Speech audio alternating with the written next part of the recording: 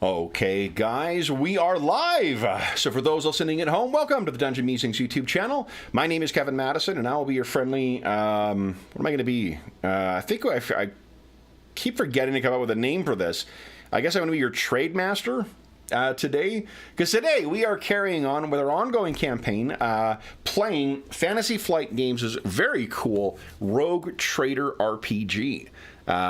This is one of the 5 role-playing games that Fantasy Flight released under their Warhammer 40K license.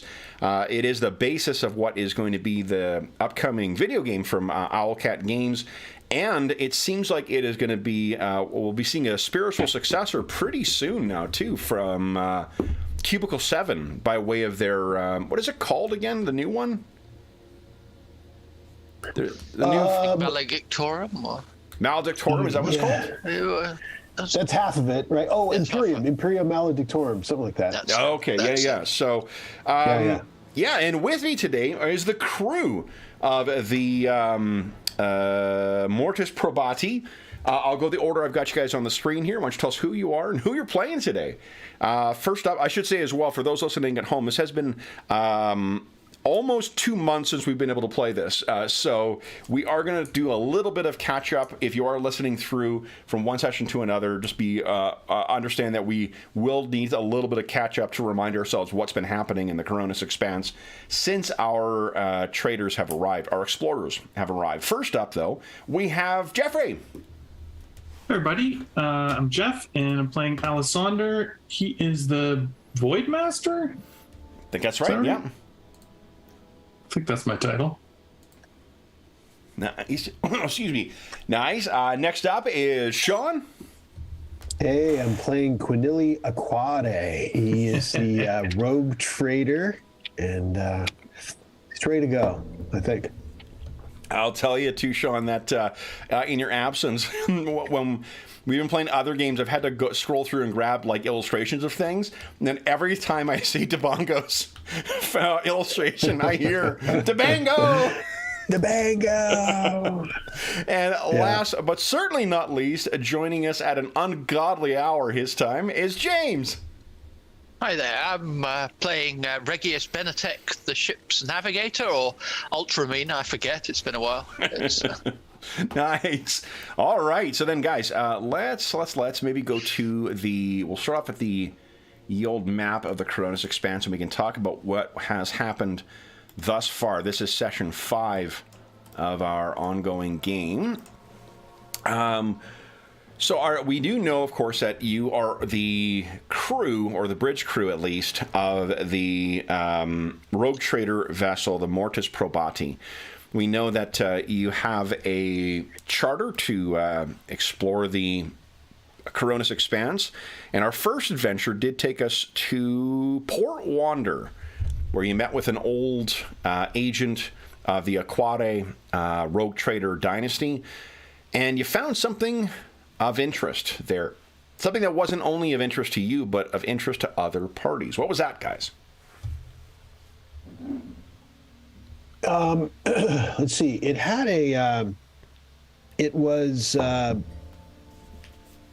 psyker oriented, right? And the message was of that mode, and it was a message. I can't quite remember though what it appeared like. It appeared like, what did it appear like? It was a little box or something, right? Yeah, I believe Anna's trying to refresh our memory here. Yeah. Oh, right, it was... Huh? It was... what it looked like. I think it was a little orb. Oh. Yeah, a smooth black rock, an astropathic nemolith. I do remember a bird or something stealing it from us. Tried to, yeah. Yeah. Right. Let's see. James's character, I think, detected the message for us, but then also a bird tried to steal it. But in any case, our what turns out to be our nemesis at the moment, at least, also got the message. Yes. Rogue trader Haderach fell. Indeed. All right. And so the race was on, in essence, to let's see. Gonna get my There we go. Rogue That's Trader Haderach right. fell. Him and the Fell Hand was his vessel. They had a head start on you leaving. And you remember what it was you were leaving to try and find? The Righteous Path? Yes. A treasure ship. Treasure ship. That's a legendary treasure ship from the original settling, or settling's a gentle word, but original conquering of the. That is very. Well, as the emperor would put it, plundering a planet that is most definitely a euphemistic way. Definitely getting into the role playing of the Imperium. yeah. It was part of the Indominus Crusade, Angevin Crusade. The Indominus Crusade, I think, is the current storyline in 40K. Okay. And what you have been looking for, apparently the system was supposed to be somewhere in Winterscale's realm, but keen viewers, I think you guys noted it's actually down here in the Foundling Worlds instead. You managed to, I think, These with maps are tricky. Regius's, it is. Well, this is a 2-degree map. If you look at it in 3 degrees or 3 dimensions, then you would see it's actually. Indeed. The system you are looking for is the Magoros system, which is right here, but which the text says is up here. It's chaos for you. Yep. Yeah. Yep. Exactly. Oh, and I mean the Emperor is never wrong, right? So Indeed. If the map disagrees with what the Emperor says, then I guess we have to figure out how we're going to get to this place by not going to it. Yep. You had an eventful passage through there. The passage into the Cronus Expanse is known as the Maw, and the reason being is that it is kind of clawed at on either side by vicious warp storms. And you guys made a successful navigation through there with only a couple of hiccups, a blown augury sensor, an attack by pirates. Some cactuses eaten. Cactus got eaten. Yep. Some warp madness. Yep. So it was an eventful passage through there, but then you guys managed to make it all the way through into Footfall. And I think I loaded an image. There we go. Of Footfall. And I'll quickly just to situate us where we are right now. Let me give you the little blurb they have in the book for this. Where is it here? Here we go. Footfall. The settlement that was once Dwayne's Footfall, and now simply Footfall, is a tethered network of hundreds of stone structures floating in Furibundus's voids. It is a mass of buttressed temples and plasma-pitted fanes whose towers jut out at all angles into the void. Most are linked by enclosed stonework tunnels and arc bridges, in addition to huge steel chains. At the very center is tethered a huge macro statue of the God Emperor, larger than many warships. Many of Footfall's buildings would not look out of place upon a planetary surface, while other spiral mazes and winding tunnels of unsupported stone would fall apart under the tug of gravity.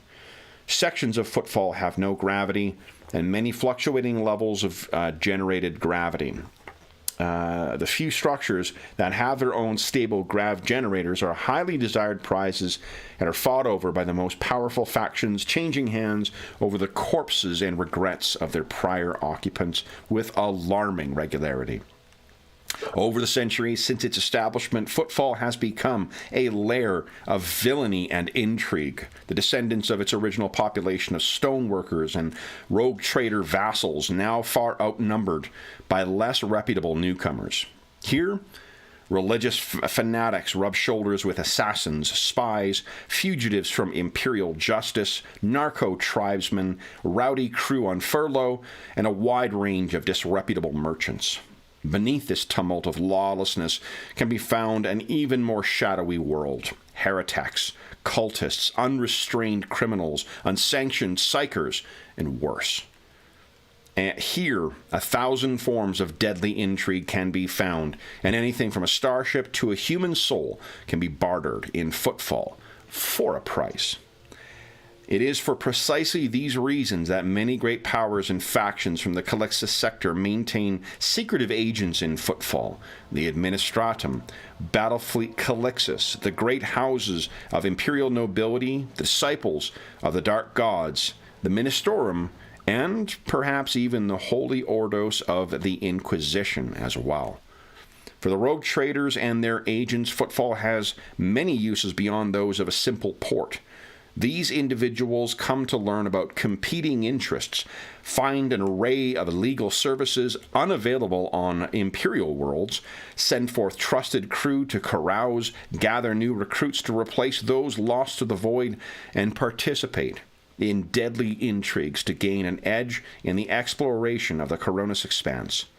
It is also a place where a vessel can shelter to refit and repair damage in relative safety, provided a rogue trader can abide the 1,000 assorted scum who might flock about, or the dubious strangers who will swarm their injured vessel and toil upon its hull for a few thrones apiece, or the heretics, whose price is far higher, but whose no questions asked expertise makes them worth the daemon's bargain to hire. That was where we left our heroes. Now, last session, we ended the trip through the Maw. There was a bit of a mishap where we went around yet another dead world. I don't know why Regis likes them so much. He just seems to gravitate towards those, both literally and figuratively. But you did arrive in Footfall, which was good because you had suffered some pretty bad damage to your sensors, from what I recall. Yeah, I was gonna say, I think we needed repairs here. You had repairs, and I believe you also spent some of your whatever it's called, the share. What's your shared resource? Profit factor. Yeah, you spent some profit to equip yourself. You've got a fancy new gun on the ship, from what I recall. Oh, yeah. So you guys upgraded the guns. You also, each, I think almost all of you, managed to acquire some new gear as well. Regis also created a map from his trip through the Maw, so you had that. And then Captain Aquare, never at a loss for ways to turn a profit, very quickly used that in his negotiations with another rogue trader to gain. You guys may recall the last thing we did was we went through a series of intrigues so you guys could learn information. And we've got listed here, you have one rogue trader who is infatuated with Captain Aquare right now, and you have gained 1.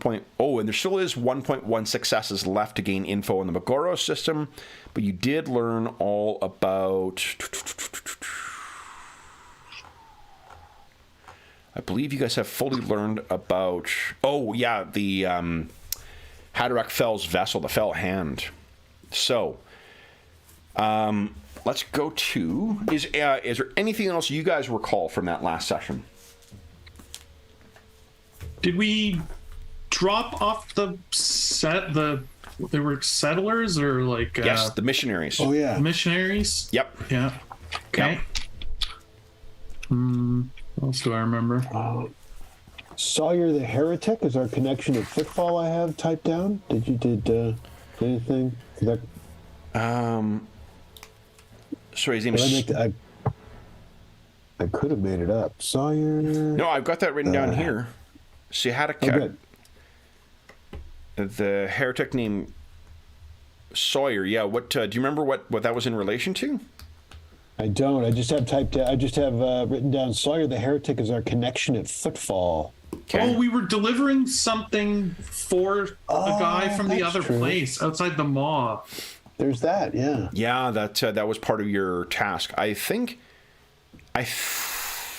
can't remember if we've role played that out yet. Ooh.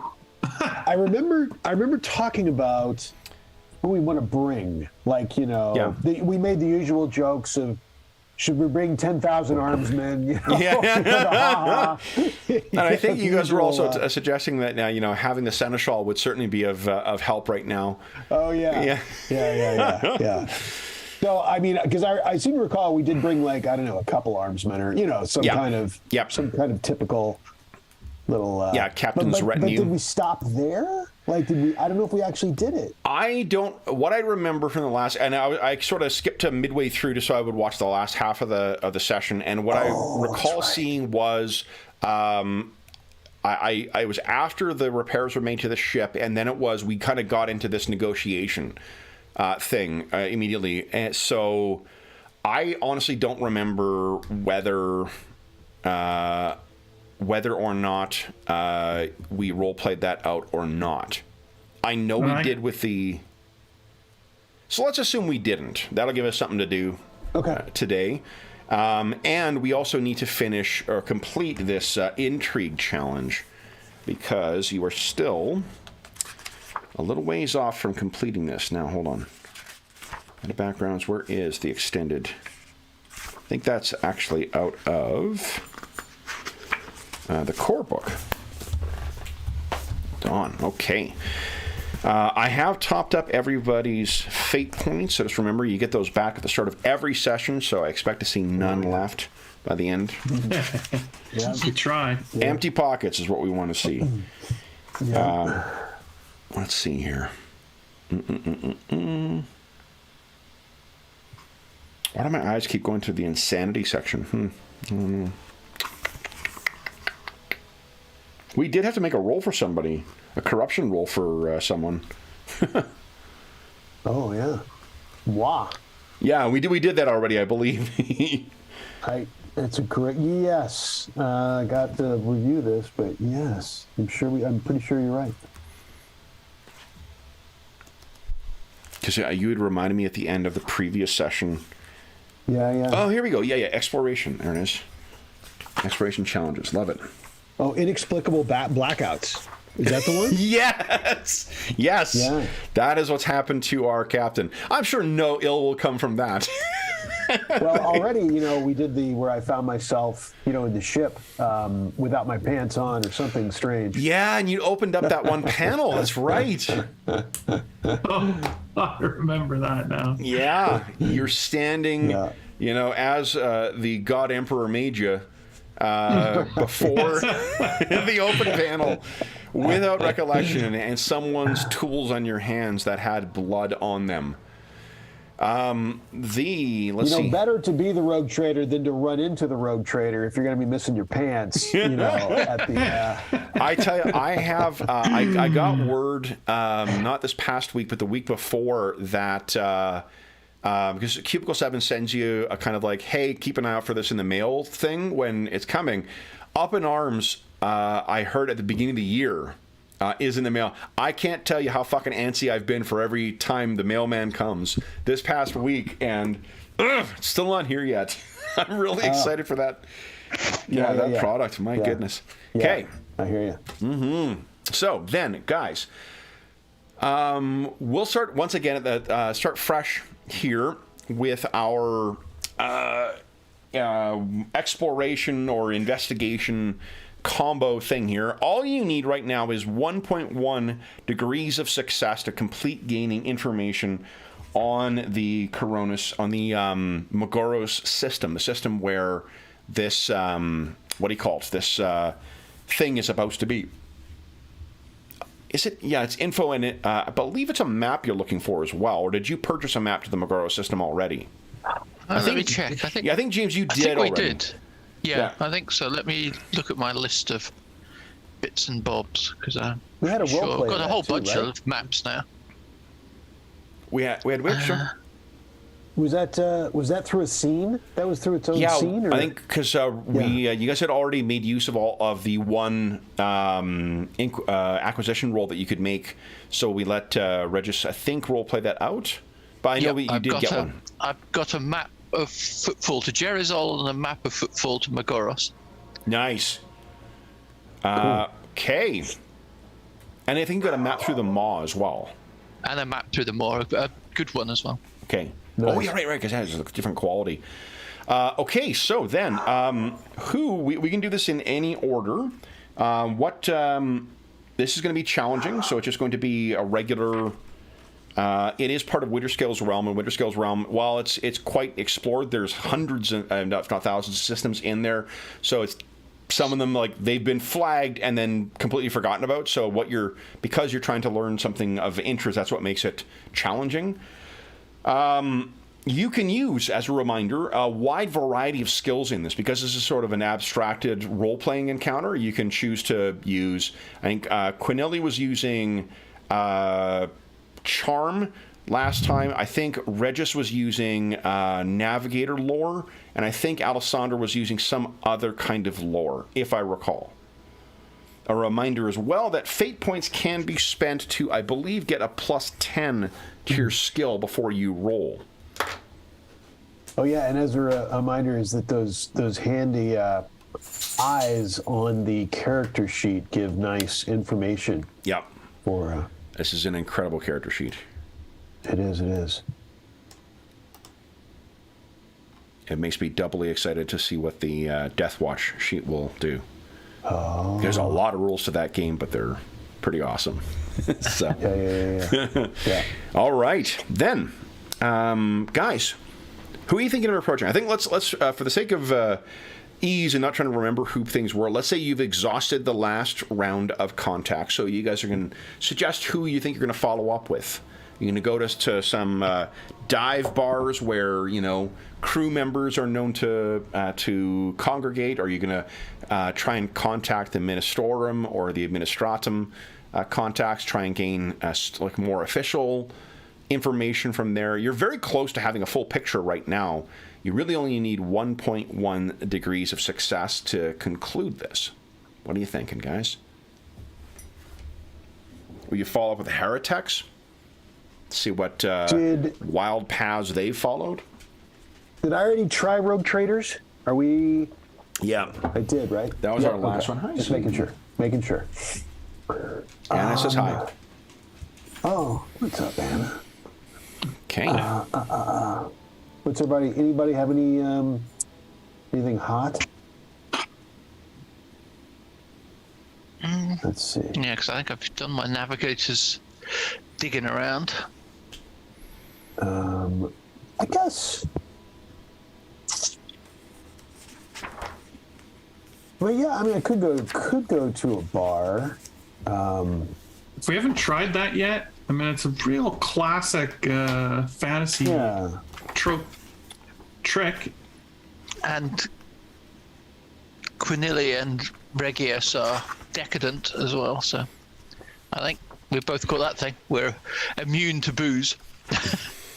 Oh, I forgot about that. I should review my talents. Yeah. Good Quick point. look a minute ago. So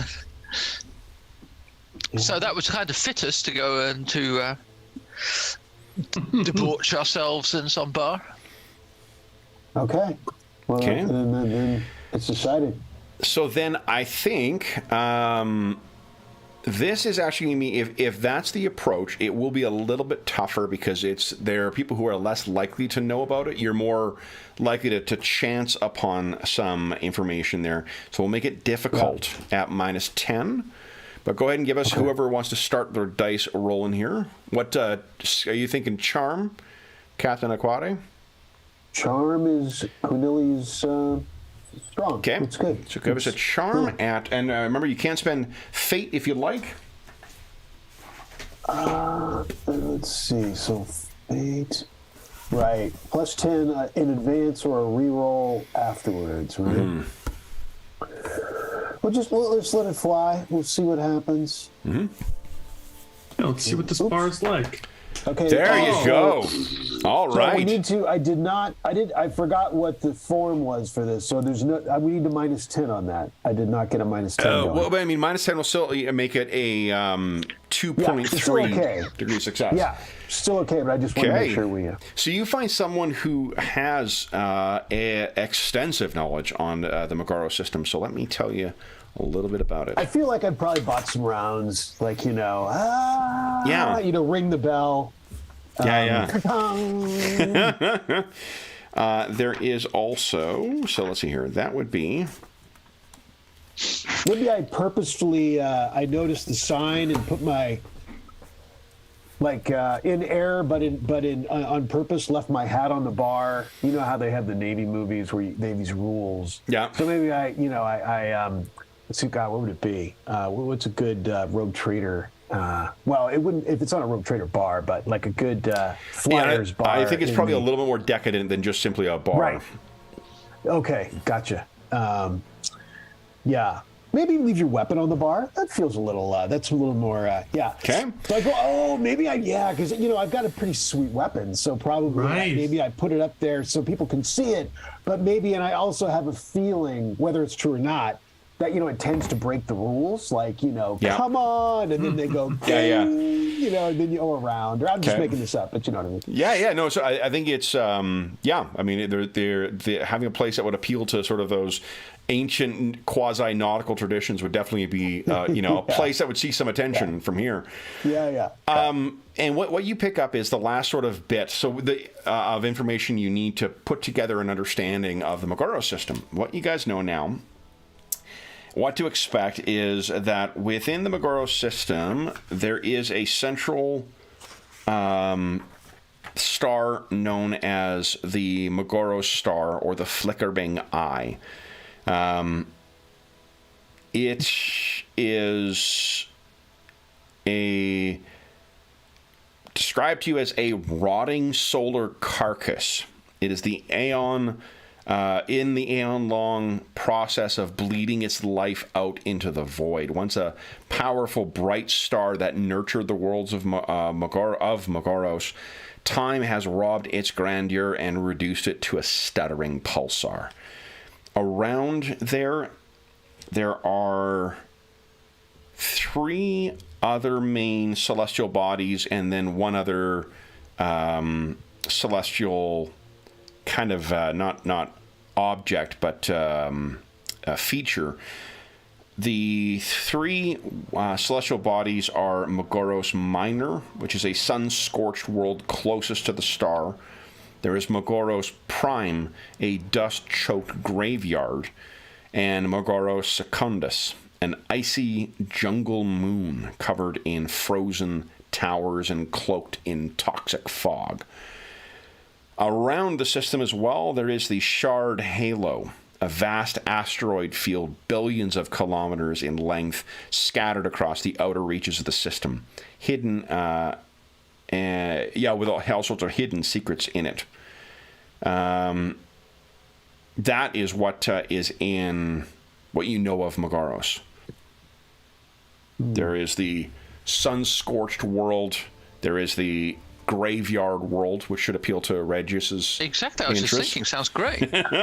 And there is Magoros Secundus, a moon that goes around Magoros Prime. Other than that, I think they probably are a little. Why on earth are you interested in that? Why on earth, indeed? Why not? Backslap and who's with us? So then you have, it seems, all the information you need. So then it really is just a matter of delivering this heretical book, not being spotted, hoping that the rumors of the Inquisition being present here are exaggerations. I'm sure that word hasn't gotten around of Regius's fascination with heretical Xenos tech and cultures. No worries at all.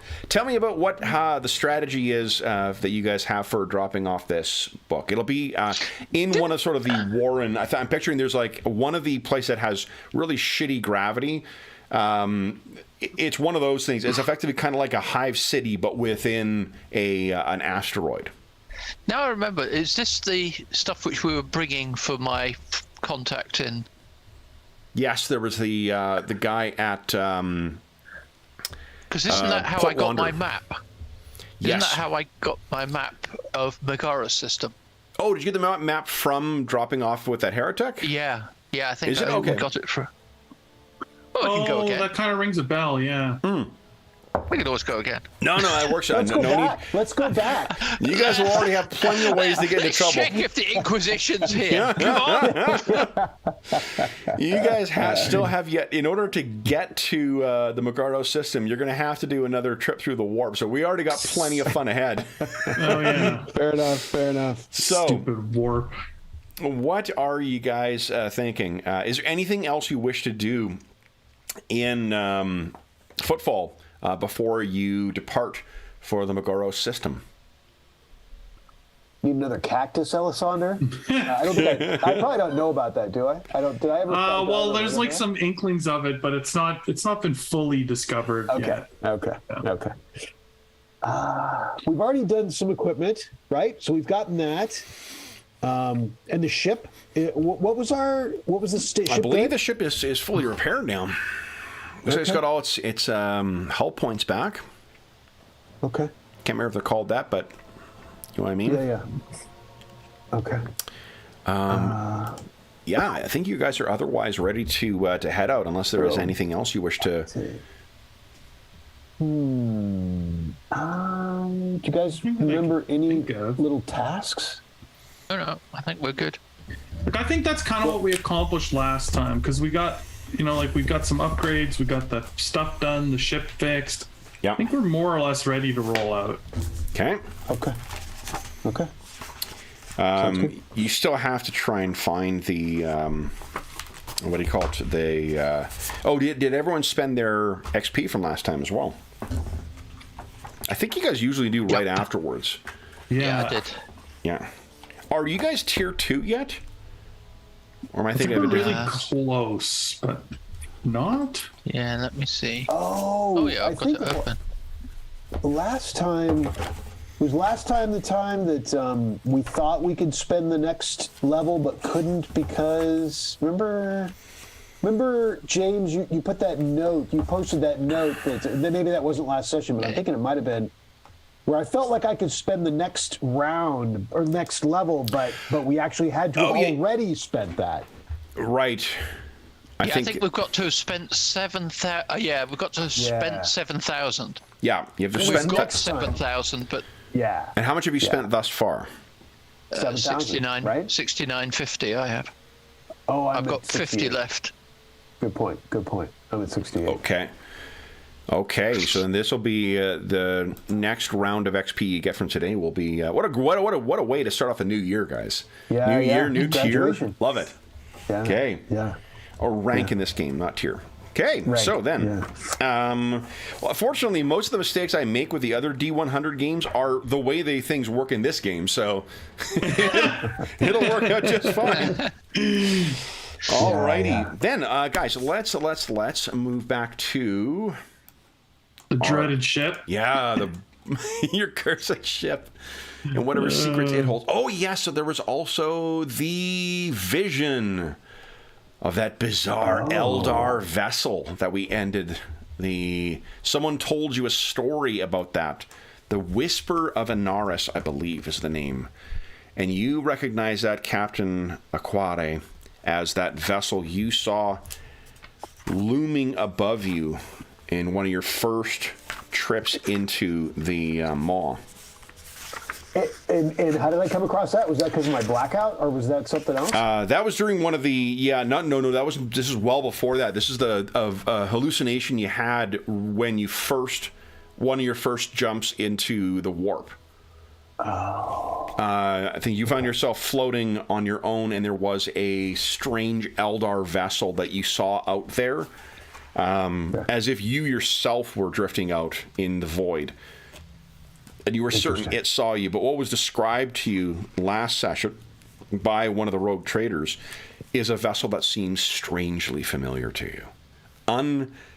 Unnervingly familiar. The ship. Sorry, what was the familiar? Which The part ship's name was. None know what the actual name is. What it's known as in the Coronis Expanse, I believe, is the Heart of Anaris. Let me double check here.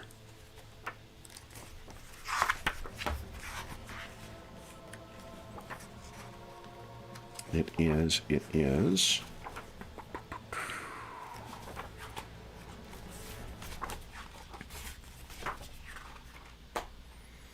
The Whisper, forgive me, the Whisper of Anaris. They say it is a ghost ship. And tell me again, Kevin, what was familiar to me? What was familiar? That was familiar because when they described what the vessel looked like, what this is supposed to have looked like, it's a mystery in the sense that it's the size of a craft world, but it appears, and then forgive me, it may not be that big, but it appears, and I think it is a craft world size. Let me double check. Like it's a very memorable vessel, and it's had hundreds of years of legendary in here. Where is it here?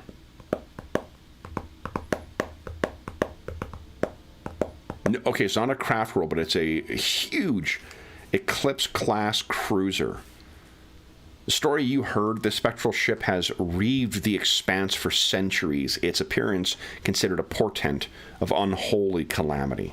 Tattered, ethereal sails propel the Eclipse-class cruiser from the depths of the void, cloaked and hidden.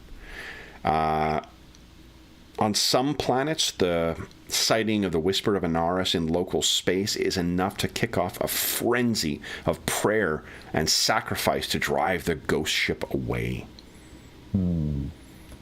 And it's been known to assist ships at random, attack ships at random. It is a outer and seemingly willing to attack its own kind at times as well.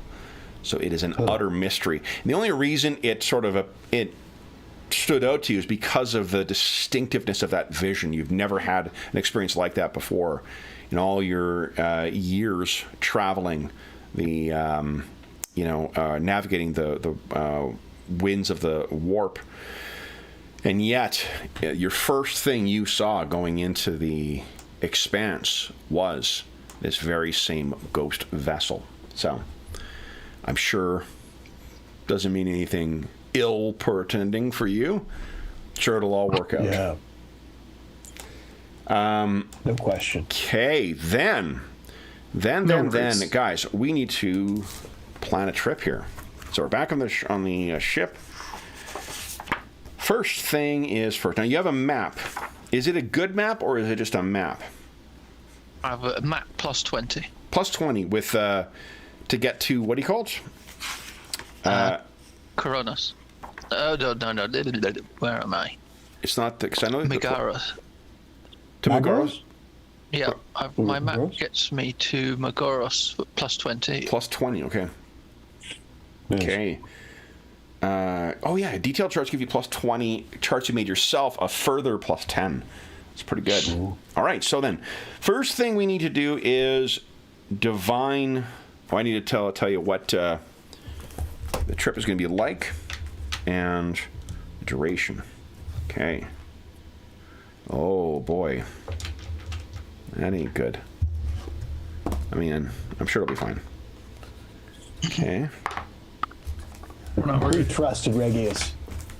Yeah. All right. So then, would you, guys, first off, remind us what are the auguries for Clan Benetech?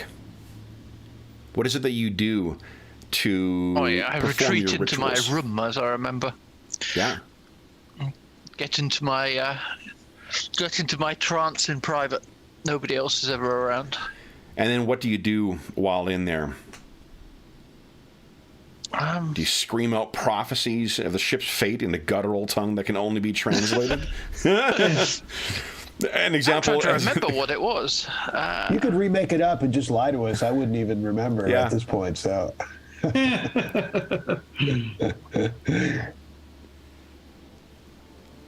No cactus, though. What do they That's say? Ellie Saunders. Consistency Yeah, is the hobgoblin of small minds. So who gives a shit what you said before? What do you think it is now?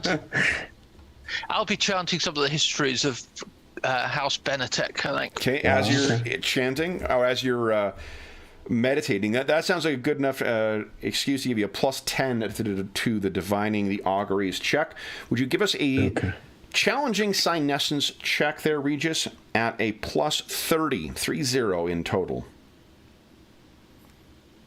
And you can spend fate if you'd like, but I seem to remember that every time you do your trip, you end up having to blow through your entire fate pool. Yeah, so I'll keep those for now. So, sorry, the modifier is which? Plus 30 in total, inclusive Plus of your 30. maps.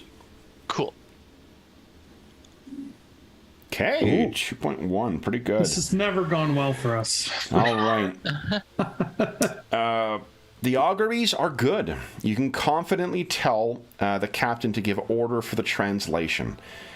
I can tell you as well that the stability of this, it is going to require an indirect path, which means that your time traveling will be doubled. That just means more opportunities for fun things in the warp, so don't worry about that. Next, let's see here. None of your dice... Oh, let's see here. Did they come up a 9? Nope, 57. Okay. If your dice come up a 9, then something fun comes. And the approximate duration, so then with the indirect route, the upside is with the indirect route and the benefit of your map, you're able to cut it down to 10 days in total.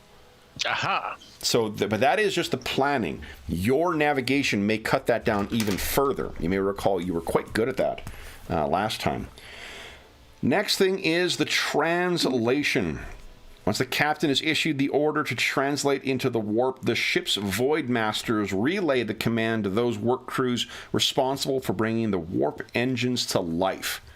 And I hope, like me, you are picturing the Alessandro giving that command and then going down into the boiler-like depths of the Mortis Probati, where we see servitors floating around and we see crewmen hitting different controls to activate the warp engines. Translation is more or less instantaneous. However, a wise captain should dedicate a few hours beforehand, taking extra precautions to preserve his vessel and crew against the warp. And I believe, Sean, you have a custom for when you guys are translating into the warp. Yeah, there was some chest beating and some aquade screaming. Should be hard enough to draw a little pain. Like, that's the idea. Yep. You know, whack, whack. So there are, everyone is on the ship. And we're chanting. talking like 10,000 people or something, right? Or 5,000 or some kind of, wild number. It's a big crew you got. Yeah, We're all screaming, so it's pretty, it wouldn't be that big a deal, but that many people doing it, it's always like And I think our, just before we're about to translate to our camera, in addition to seeing the montage of the thousands of different crew members all beating their chests, we would see the rickety covering that has been bolted over what you had opened up, and it's kind of begins to fall away. Right. Warhammer 40K is great. Then, let's see here. If you do not devote at least an hour to warding off bad luck, then the duration of a journey through... Ooh. Good you did this. It's really bad. It's potentially there's potential mishaps, let's just say. If you do not spend time going through your rituals beforehand and double-checking things, if you have to, in an emergency, jump into warp, it can be quite bad. Not automatically, it just leaves you open for malfunctions. Next, let's see here. As you are translating, okay, let's see here. Ooh, would you give us a D100 roll there, please, Captain? All right. Let's see if there are any ill omens as you were translating an 8. Nope. Acquire! Acquire! Acquire! And so then, what I would ask is that everybody give us a willpower test. This is a challenging test, so no modifiers. And remember, you can't spend all of my points on last time because my willpower is horrendous. Sick of hallucinating. Yeah, I mean, it's still not great, but it was horrible before. This is where I always have this problem. Every time we go in the warp. So it's just a straight up willpower. Just roll, straight right? up challenging. No modifiers. Whoa! Whoa! Oh my gosh. All right, guys, you got those bad rolls out of your system. You want to spend a fate point to re-roll those? Yeah. No, I may as well. I am. You may have things to do, Regis, and remember that the mishaps can cause you to like blank out and stuff like that, or suffer persisting. I'm doing it. Persisting impacts throughout the trip. Your call. Okay, well, I'll give it a go then. Okay. Oh, There you go. cool. Okay, so Regis manages to keep it together. Curious. Yeah, we need someone to keep it together. So Most definitely. All right, so then we need to go to, let's see here, warp travel hallucinations. Fantastic. Captain Aquare, you had failed by 4 degrees, which means would you give us a 1d100 plus 40 on this roll? And just to say, everything above an adjusted 40 is really bad. great. 1 to 39 is okay, but the flesh is weak. At the end of any warp encounter, so it's just for you, Captain Aquare. At the end of any warp encounter, the character sees the warp's mark on his flesh and must make a challenging willpower test. If he fails, he believes that he is mutating and tries to cut away the corruption, dealing 1d10 rending damage to himself, plus an extra 2 damage for every degree of failure on his willpower test. So you would be doing 1d10 plus 8. So that's only on a failed willpower test, though. So there is that. So that is what you will be experiencing. You are prone to the hallucination that the warp is out to corrupt you, which, of course, we all know it is. Alessander, 1d100 plus 30, 30, please. Okay. 1d100 plus 30. I'm already in the bad section. Holy crap. Mutants everywhere. The character must mutants at that last station. The character must make a perception test every time he interacts with another friendly character, unless he's already made such a test for that character. If he passes the test, and at least one of the dice he rolls results in a 9, he becomes convinced that the character is hiding a mutation acquired during the translation and must react to him accordingly. Otherwise, he finds no evidence of the other character's mutation for now. And I'm sure him seeing Captain Aquare hacking away at his body and muttering about marks of mutation will not... Oh my god. Okay, so Regius, you got to take care of things because we're busy. Well, I'm glad I'm locked in my room because you guys are losing your shit out there big time. Yeah, but clearly what a mutant would do. Yeah, true. Well, in my case, yes. Okay. So after the translation occurs, the navigator's first task is to locate the Astronomicon. Most navigators witness it as a ethereal, scintillating white light flickering on the horizon of their senses, accompanied by the distant threnody of a choir of thousands.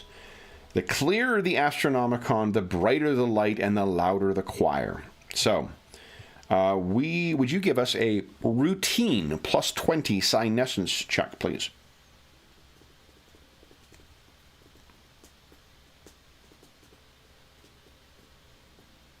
Oh, actually, Ooh. okay. So it actually should have been a challenging, not routine. So let me tell you what the consequences of this are. If you fail, you can't find the Astronomicon. You suffer -20 to any warp navigation tests you make during the journey. If you succeed, you get +10 for any warp tests you make. So, what are you thinking? Do you want to spend a fate point? Oh, yeah, I'll try and re-roll again. Okay. Psynescience. What should it be? Plus This should 10? be challenging. Oh, but hold on. Don't you get... this is... it's a Psynescience check, not a navigation check. Because remember, your ship gives you the +10. Yep. Okay, so it's a straight roll. Here we go. Come on. There you go! +10 to your navigation test. You can quite clearly hear the choir of psychics being burned in the Emperor's glory. Then is steering the vessel.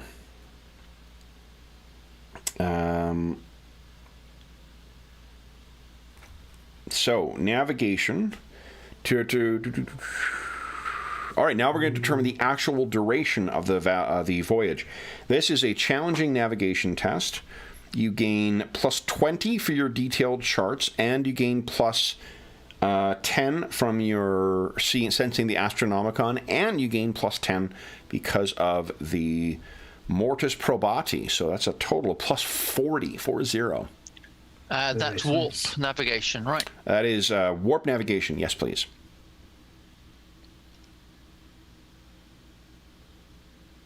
Nice! 8.7. The man is cooking! Holy smokes. All right. So that is very cool. We need it. That is... The more straight there we can go, the better. The faster, yeah, because the faster you get there, the less that there will be risks. Okay. So then, that's pretty good. Then... Hazards. As Regius is doing his chanting, he's getting a bit of emotion on now. Nice. He can see the light. Okay. Yeah.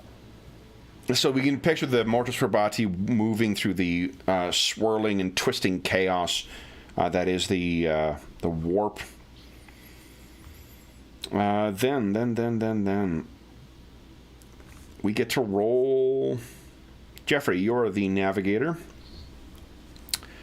It has a Warpsbane hull, though, so you get to roll twice and take your selection of the two. So go ahead and give us 2 rolls of D100, please.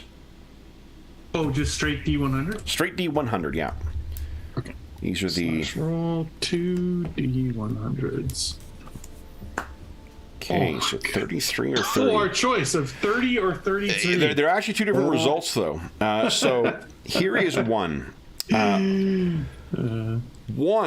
let's see here, is a psychic encounter.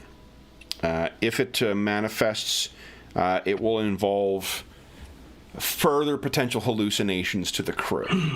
Oh, God. The second one is psychic predators. This one will be warp incursions. Now, because they are both psychic encounters, let's see here. I'm trying to remember. Here we go. Here we go.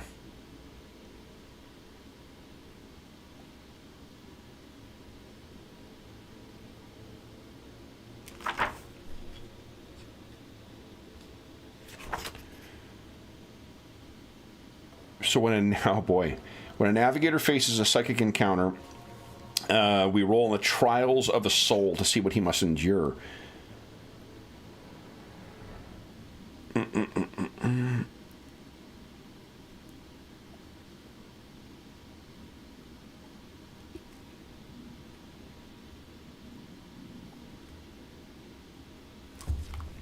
So I'm just trying to see if this happens when if you avoid. Because you can.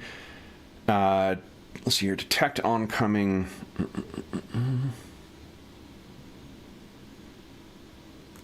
Okay, so first we can try and detect the encounters. Right Right. And for those listening at home, sorry, again, it's been 2 months since we've played, so my apologies for not. By we, I mean me. I'm not up to speed of on it. No, let's see here. I'm seeing this trial once again because I think you can. I'm sure my navigation roll means we don't have to have any of this nastiness. It means only one of the nastiness, so that is.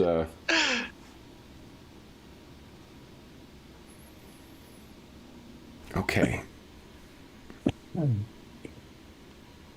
Cool. 8.7 degrees of success. That's my best ever. That's a pretty freaking good degree of success, yeah.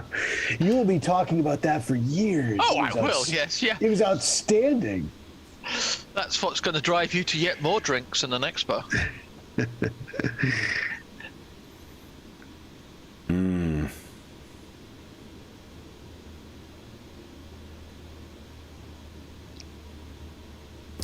Oh, this is cool. Okay, so first thing is let's see if Regis can detect what is coming.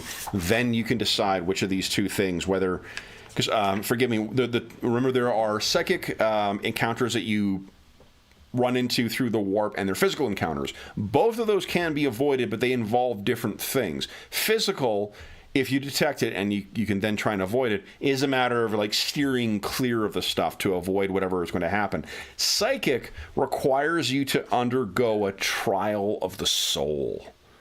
If you are successful in the trial of the soul, then you avoid the encounter. If you are unsuccessful, you succumb to whatever the encounter is, and then it manifests on your ship. So, let's first, before we determine whether you're going to jeopardize your soul here, Regis, would you give us an ordinary senescence check, plus 10?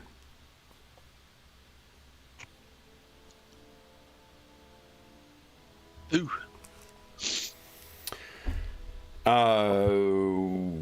Ooh. Let's see here. So you detect the hazard, but not in time to prepare for the encounter.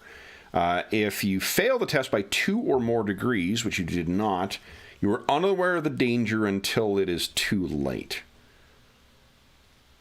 If he does not manage to steer the ship past the encounter, it immediately manifests aboard the vessel. So, do you wish to make or spend a fate point and re-roll that? Oh, may as well. Let's give it one more go. Senescence. It's barely been an hour. Yeah! There you go. Okay. Nice. So then you have detected it once again, Regis. You can prepare yourself. Tell us what you're doing to try and prepare yourself for the psychic tumult that you are about to encounter. And then, Alessandro, you can tell us which of those two he will face. A potential psychic incursion or further mind warping of the mind. Mind warping of the mind. This is the kind of A+ pros you guys show up for. Descriptives. I mean, I don't think an incursion sounds good, so, let's try and not go through mind warp. Plus, mind warp is Yeah. Yes. It was going to be our alternate plan for tonight. Okay, so then let's see.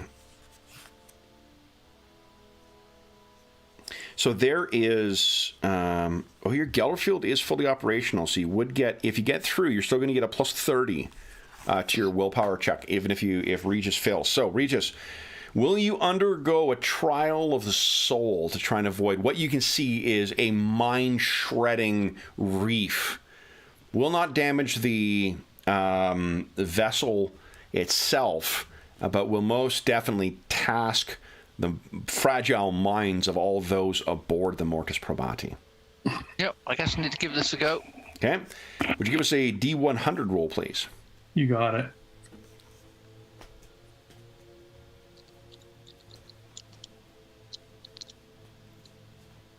Oh, That's good, right? Yeah. Yeah, we didn't need that one. I think it's good. I think it's really good. I have to Okay. reflect my family's optimism. So we would see Regis in his quarters, trying to navigate this, and the reef is more of has a metaphorical presence in the warp than it does a physical. So I think what happens is, Regis, you suddenly find yourself standing in the middle of a huge charred and burned forest. You are utterly and totally alone. You can see that these are not trees such as you would see growing, anything brought from Earth. These are wholly and totally alien. They seem more made of fungus, though charred they are, and the surface of the world. You are not naked as of yet. But the around you as well, whatever fire torched through here seems to have left most of the twisting, strange. It's almost like, imagine if a reef and trees were somehow combined to, instead of having the reaching and grasping limbs of a tree that reaches up towards the nourishing sun, there is an almost fractal building up of bizarre twisting structures, such that you can't really tell if there's a path out of here whatsoever. And the hot air around you, it's almost uncomfortable to breathe. Bone dry. With the first breath you bring in, it dries your tongue and you can feel it parched and yourself thirsty. You are in the reef, it seems. What do you wish to do? Can I try and see if I can pull myself away from that by strength of will? No, you are. Dismiss it? This is part of the process of this. You need to find your way out of this situation. Okay, so I guess I'll walk towards the fractal trees and then see, investigate that. What does it look like close up? Close up, you can see that these things have. There is an overcast sky. It's a strange orange light that seems to permeate from these trees and seemingly everywhere. So it is difficult to see, but from one angle you can see that these strange black charred reefs, they have quite distinct edges on them. So can I walk to see if I'm really trapped all the way around? Sure. Or Why don't you give us, let's see if you can give us once again a navigation warp check, and you will gain plus 20 to this because of your awesome roll from before, and you'll all gain plus 10 from your ship. So plus 30. Come on. Oof. Nice. So you look through this, and looking around, what do you think? What does Regis think would be the way to get out of here? If he was to picture his ideal way of going, would it be hacking his way through those hedges? Would it be that they would just simply collapse before him? Are they more brittle than they seem, and you need only apply gentle pressure to one of them?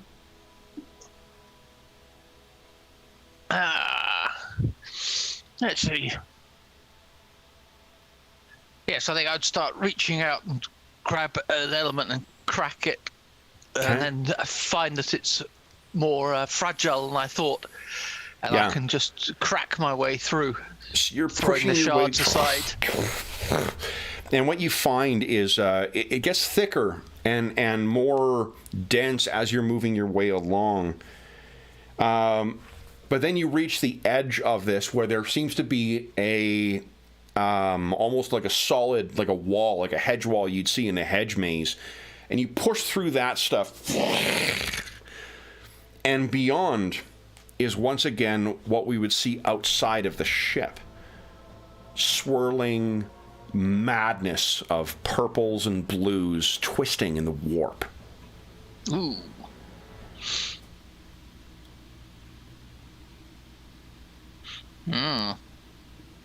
That does seem to be where you are intent on passing, though. Through the warp, not through this hedge or reef. I guess I've just got to plow forward, stealing my mind. You step out, and as soon as you are free of the reef, you are back in your vessel, and you have wholly avoided that psychic threat. The rest of the ship will be none the wiser of what they nearly faced. I'll have a little bead of sweat come down whilst my room is full of incense. Then, Slump back. we need, that is sadly the single encounter you'll be running across. So then we just need simply to re-enter real space. Wow. So, what you find, Captain Aquare, here's the upside. Neither of you guys have to have your hallucinations triggered because you have not actually had an encounter. Nice. So you spared the captain and the Voidmaster turning on one another. I do have a notebook full of names of suspicious people. Fortunately, it is only 2.5 days of passage through the warp, and then let's see here. Because you can perceive the Astronomicon, you are able to enter real space at precisely the desired location. Where is it you wish to enter? Is it around Magoros Prime, Magoros Secundus, or that planet that is closest to the pulsar star? Well, I'm sure we agreed with the captain beforehand. I would obviously go for Magoros Prime because it's clearly prime real estate. It is also your shtick. Hey, another dead world. So, Captain. I'm sure your judgment is sound, Mr. Benetek. If that's where you wish to go. He's scratching the top of his hand. Give us again which these were, because I think the dead world's probably dead. What were there was the frozen jungle world. Yeah, I think we steer clear of that jungle. Frozen jungle moon, a graveyard planet, and Magoros Minor. Magoros Minor is the scorched world closest to the sun. Magoros Prime is the graveyard, and Magoros Secundus is the icy jungle moon that orbits Magoros Prime. How about I put it in chat so you guys can copy that down? Here we go. And what? Let's see. Magoros is our final destination. Is that correct? That was our? The Magoros final, system is what was referred to in that Nemolith. Yeah. And we're expecting our adversary to be there too, I presume. That's what do you guys think? Yeah. We're expecting them. And their better ship. And we don't have any more information than that, right? We don't have anything. What did we learn last time? Did we learn anything last session? Anything about Magoros that I'm not remembering? Apart from today is when you completed your task of learning about Magoro. That's what you've learned of what to expect when you're getting there. Otherwise, you guys would be jumping in blind and just trying to navigate from there. Gotcha.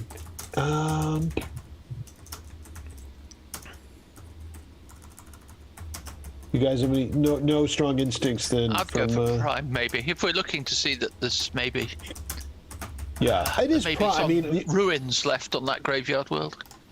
Avoid the jungle. That's my instinct. Okay. And it is called prime. Alessandro is from a death world.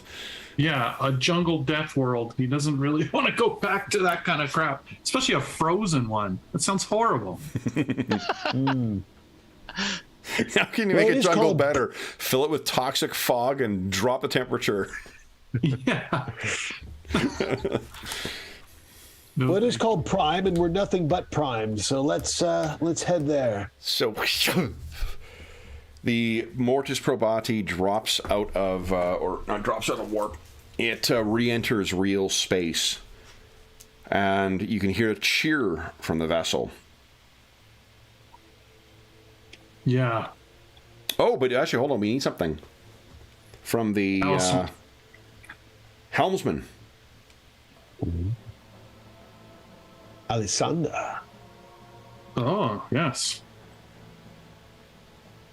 Oh, no. Ignore me. I'm looking at a different section. It's just so easy. Routine. I don't need to roll this. Yeah. No, as long as you know the... yeah. Upon safe entry, it is customary for the officers and crew to offer prayers to the God Emperor for surviving the journey. There's a lot of praying and cheering and cheers. Regis, would you like to chart the route? Oh, yes, please. So this is an ordinary navigation warp test. You did arrive on target, and I'll give you plus 10 from the Mortis Probati as well. You'll count that. Plus 10, come on. That would be nice to get a good map. Ooh. That's a success. Degrees don't matter on this one. You create a detailed chart, which means that you have plus 30 for navigating this route next time. Nice. Pretty good. Well done, Benetech. Well done indeed.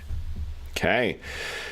Then, would you like to see what you can learn about the planet below? Yes. Okay. So, let's see here. Magaros Prime appears as a dirty, gray, smudged orb drifting in the blackness of the void. From orbit, you can detect vast alien ruins covering many parts of the surface, but little else. Ooh, alien. Benetech, you're the Xeno. You're the Xeno obsessed, right? Enthusiast. Oh yeah. Has anyone invested in the Lore Coronis Expanse skill yet? Now that you're here. No, we can't. Can't until tier 2. Oh, that's next tier. Yeah, that's next tier. I think. That's awesome. We must continue to survive before we can do that, sir. I've got Xenos lore with that. Yeah, why don't you give us a Xenos lore at minus 10? And remember, Alessandro and Captain Quinelli, or Captain Quare, your hallucinations are over. Now that you've re-entered real space, those will not afflict you any longer. I also have Xenos lore. Yeah, you can make the same thing at minus 10. How do you roll this? Just put minus 10 in the thing. I think in your modifier. Yep. Oh, so close. So close. Now, let's remind ourselves how aiding another works in here, in this game, because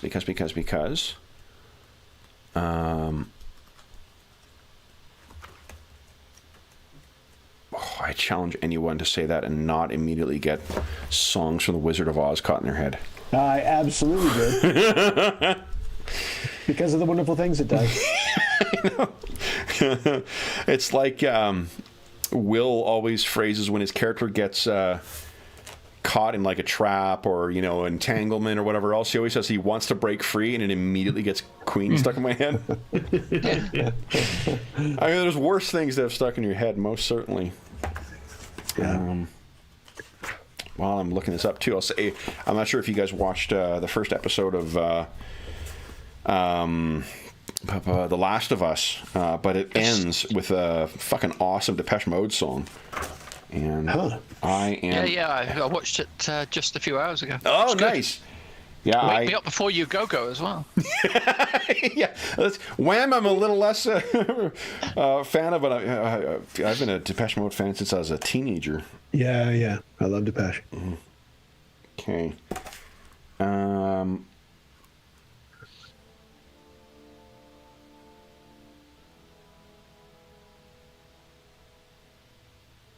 Here we go. Tests. Sorry, guys. 230. I can't remember if it bumps the difficulty down by 1 when you're assisting or assistance. Here we go. Oh, I see. Like, if we did the roll together, would we have had a chance at success? Because if you'd done it together, it would have reduced the difficulty of it by 1. So, knowing that, would you guys like to... I think you did not have that information before.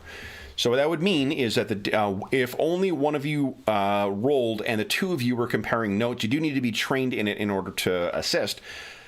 One of you can make the roll at challenging as opposed to difficult. And you could also, in theory, spend fate points to increase your chances.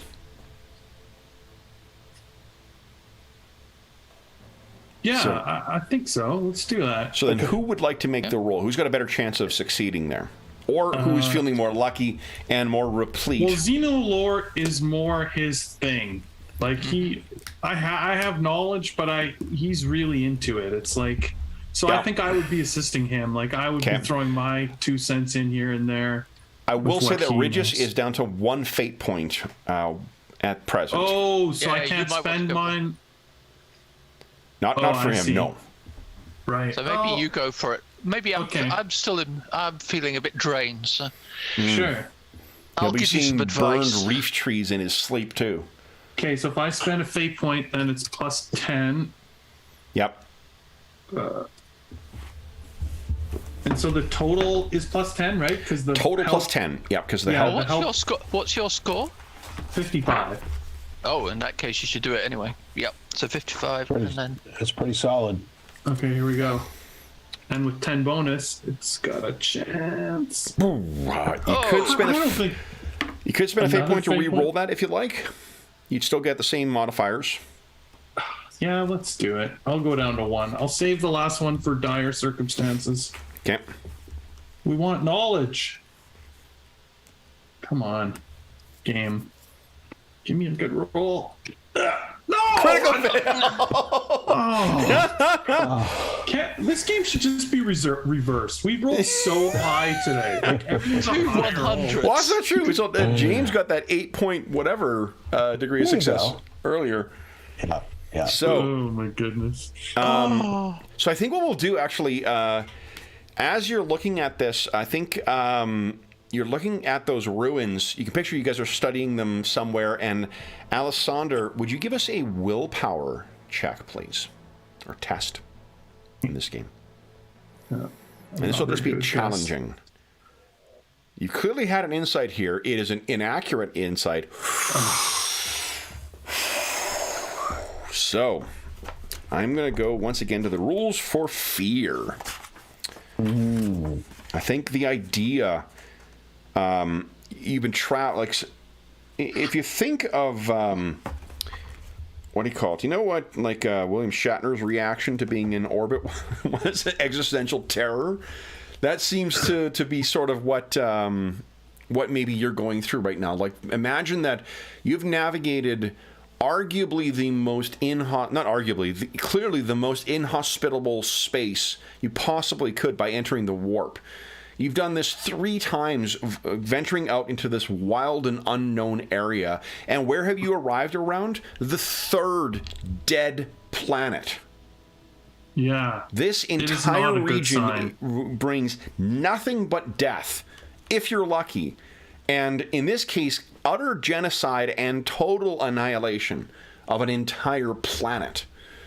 And the scope of this, I think, as you're studying through, imagine, like, not seeing from above and be like, oh, there's no life signs, but, like, studying cities that are sprawling like what Mexico City or, like, New York or London would be. Everything devastated, everything utterly scoured of life, and that same drab gray of the aftermath of apocalypse.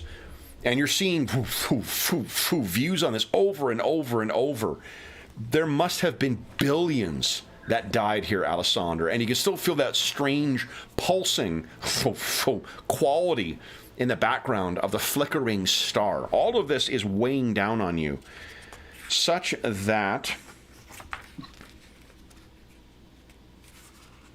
Let's see here.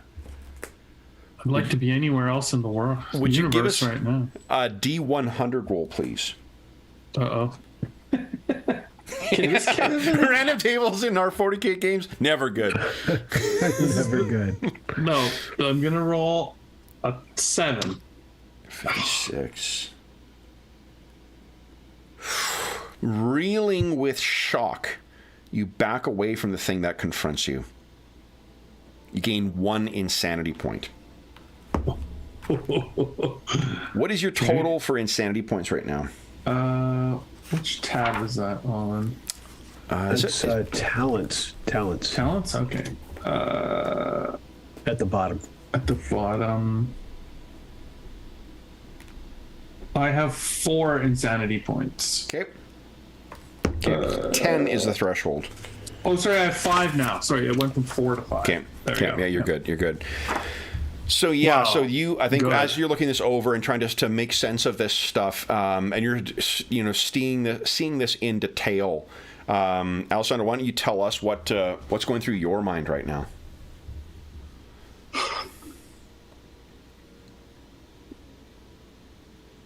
I think that, like, originally he was very excited about getting to space because he came from this death world and it was just chaos and everything was trying to kill you, and he fell in love with being on ships and it was just this safe place.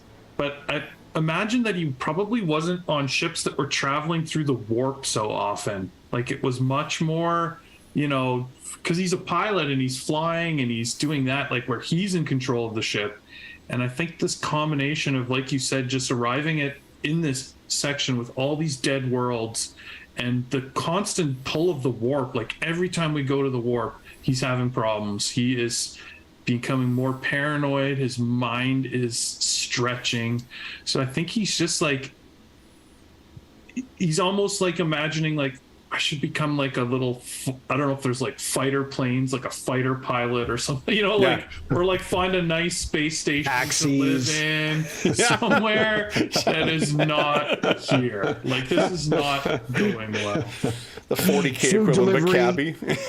How about food delivery? Where to, pal? Yeah, food delivery, maybe. It doesn't sound bad right Uber. now. Uber Eats. Yeah, totally. The Emperor eats. Right. Okay. Yeah, so you stagger back. Regis, would you give us a, let's see here. I'll just point out, if you're making a skill-based game, be sure to put all your fucking skills on your DM screen. Okay. I guess just...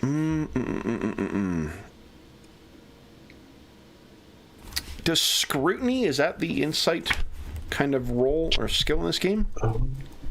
Here we go, scrutiny. Scrutiny is to Assess people and objects. Truthfulness, motives, and general appraise, personality, and temperament. There we go. He can be taught. Nice. Would you give us a scrutiny check at plus 20, Regis? this is going to be unimpressive. Oh, that's a surprise. So you can see pleasant. I think as you're looking there, maybe it's you just look at the latent, psychic powers you have. Alessander, you can see he's staggering back, and just he is the impact or something is causing him to really, he's very freaked out, I suppose, by what he is viewing here. Neither of you are unable to, or are able to identify what Xenos species may have created this stuff, but whatever you're viewing right now, Alessander is very, very upset by it. Voidmaster, you seem troubled. Yes. I don't like this place. I don't like it all the death. I remember, however, these are Xenos. These were not the Emperor's children. I guess that does give me some comfort. But I hope this business here gets sorted quickly. Dry ocean beds, utterly devastated cities, ashes. That is all you will find here. What is that? Captain Quinelli, you step forward. What is that? And you focus on, there is a bazaar in the northern part of the largest continent. And I mean, to be honest, with the dry ocean beds, to say a continent really makes no difference. It's the highest part of the otherwise parched landscape. What there is a strange cloud of electromagnetic disturbance. And that's curious. An enormous crystalline structure. It is located within a huge hive spanning much of the northern landmass. That crystalline structure appears in the center of it, surrounded by invisible but detectable by your Auspex sensors, a cloud of electromagnetic turbulence. Now that is different from anything else you can see on this planet. And this is in the distance? This is on the planet. You can see this. I see. They seem to be looking for signs of life and trying to identify what the things are. You see this like, wait, what is that right there? And you focus in on the northern landmass. Still no signs of life whatsoever. But there is this strange electromagnetic disturbance and a crystalline structure fabricated, very different from anything else you can detect on the planet. And electromagnetic storms that are dangerous enough to make flying in there impossible, which means that you would have to fly down, land in the ruins of that city, and then go on foot or by vehicle. Although by vehicle, I suppose it would likely run the risk of failing along the way. That is the only thing of interest here. I tap on the glass. Right there. That. Yes. That is where our destiny lies. And Alessander, you I think maybe you're able to re-engage a little bit with this, because you can think of like the electromagnetic storms that are surrounding it, the ionic disturbance and magnetic storms. It's impossible. There's no way you could fly in there. It's not a matter of like, oh, I just need to be really good. Like, it's going to burn out your ship. You'll crash and explode. Sir, we can't fly into that. Where's your confidence, man? I'm sure you could handle it. It's not that it's not skill, sir. It's physics. Physics troubles me sometimes. You see. The tick. Gravity is a harsh mistress. Yeah, I have to work on my Aquare phrases at times. As my grandfather said, those. So I guess on foot, Alessander. Is that what you're saying? I believe that is the only method we could take. Regius, just because of your tendency to be, more far-sighted, figuring out where you are going, you can point out the added impact of the electromagnetic disturbance is that sensors will be near inoperative. It's difficult to see. And communications, maybe. And communications, most assuredly. So would that you wish to go down with any kind of... alone. 10,000 armsmen it is. Send them in. Our adversary will be blinded too. Yes, there is that. As far as you can tell, there is no other no vessel in orbit here either.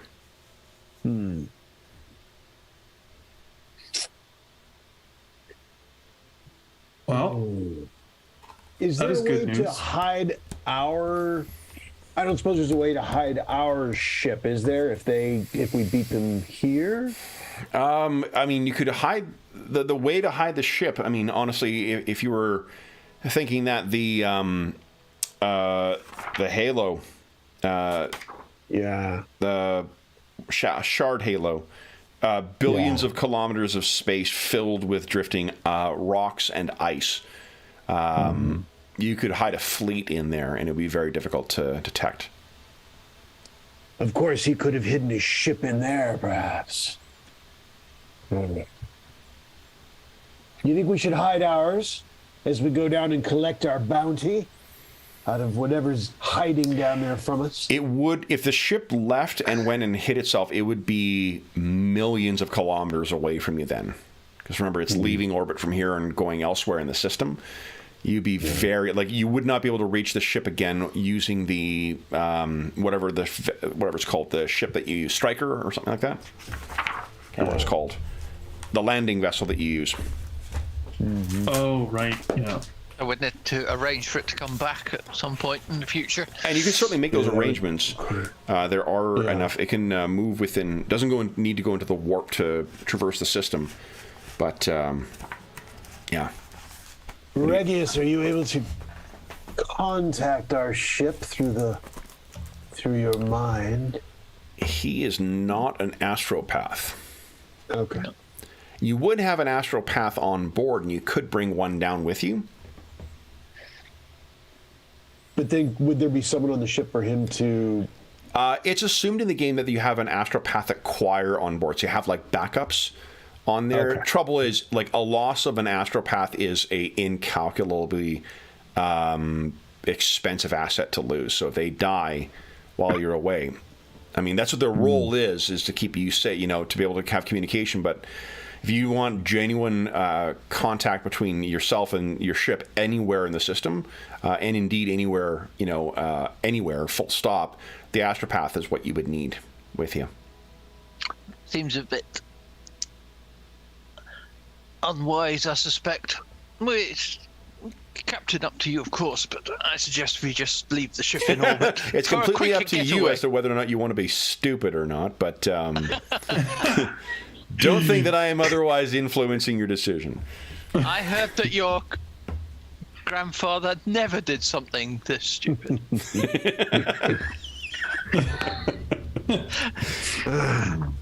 Very well. All right, then, let's prepare our, I don't know, I guess I shouldn't say away team. Is that too... too Star Trek? That's too Star Trek-y. We should prepare our Our landing team? Yes, that. Here, I can tell you how many you can bring with you. Okay. Unless you're bringing, an assault army down... where is it here? Oh, it was in. Let's send a team of 4 where an army might succeed. The trouble with the army is a lot more noticeable and seems to beg a response in kind by those who are there, whereas a small landing party is less likely to be noticed, or at least has the chance of being hidden. So the gun cutter that you're taking down, I think we've got an illustration of it because you guys used that before. Where is it here? Yeah, here we go. Oh, maybe you haven't yet. I haven't shared this one yet. Unless I'd loaded a different one. Nope. Look at this, guys. Boom. Oh, nice. Oh, yeah, we've been on this. We've seen that. Yeah, I thought so. Maybe I loaded it twice and just... Was that during our... Were we on it during our combat? When was that? Yeah, you were on one of those when you did your boarding action. Remember, you guys... Yeah. Oh, yeah, okay. Yeah. Right, we flew over to the... Yeah. So the gun cutter missionary's ship is crewed by 1 or 2 pilots, 1 or 2 gunners, and an engineer. The craft has several weapon systems, crew quarters for 6, and a cargo hold large enough to transport about 30 people or the equivalent in cargo. There are 6 void suits aboard. The atmosphere on Magoros Prime is thin, but you can breathe comfortably in it for at least a few hours before the caustic air will make breathing uncomfortable. I have a rebreather as well, which I'm guessing would help. So I suppose it's a question of how long do you think you will be down there? How long, and then how many people you want to bring with you in addition to your immediate crew. Enough. I'll put in chat once again what the gun cutter holds. And what is the atmosphere is adequate? Did you say, Kevin? No, like for a few hours you'll be okay, and then you'll start suffering some kind of damage to your lungs and to your throat. Gotcha. It is quite caustic. Gotcha. Just get my... And thin. So it's a double combination of having to gulp it in all the more often with deeper breaths, and doesn't do well with human physiology. And is the gun cutter sealed? Is it a sealed ship? It is, yeah. Yeah, of course. So it does only have quarters for 6, though, but you can fit up to 30 in the cargo hold. Yeah. Well, I mean, we only got 6 suits aboard. So we're clearly bringing at least 3 more, but beyond that, usefulness is questionable, is it not? Well, a couple of men to stay with the vessel? A couple more to come with us? Seems wise. Maybe and so 4 you'll be or piloting 5. it, right, Elisanda? Yes. So perhaps we bring someone from the ship that can at least be a backup to you, so that the gun cutter can be moved without us being there, just in case. Don't you agree? Just in case, yes, they need to scurry away and keep the ship from being destroyed. Yeah. Okay. Maybe a couple armsmen and a pilot, a backup pilot, something like that, to stay on the gun cutter. So you have the 2 gunners, and then I suppose you'll want to take an engineer as well, in the event that anything goes wrong. I would think, and perhaps can, assist. Oh, you mean to stay on the gun cutter, perhaps? Yeah. Yeah, makes sense. I was just going to say that. Whoever that. Stop saying my plans before I can, man.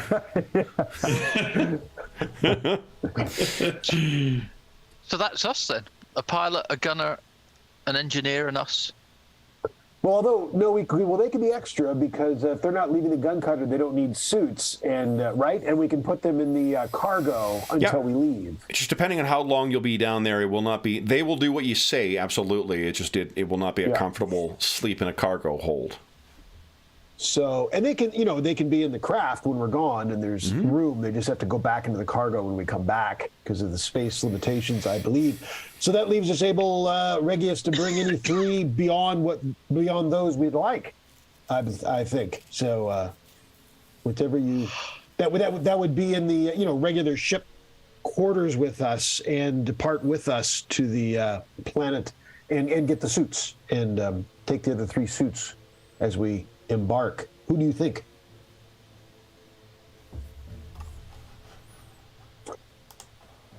So there's armsmen, throwing out possibilities. There's armsmen. There are.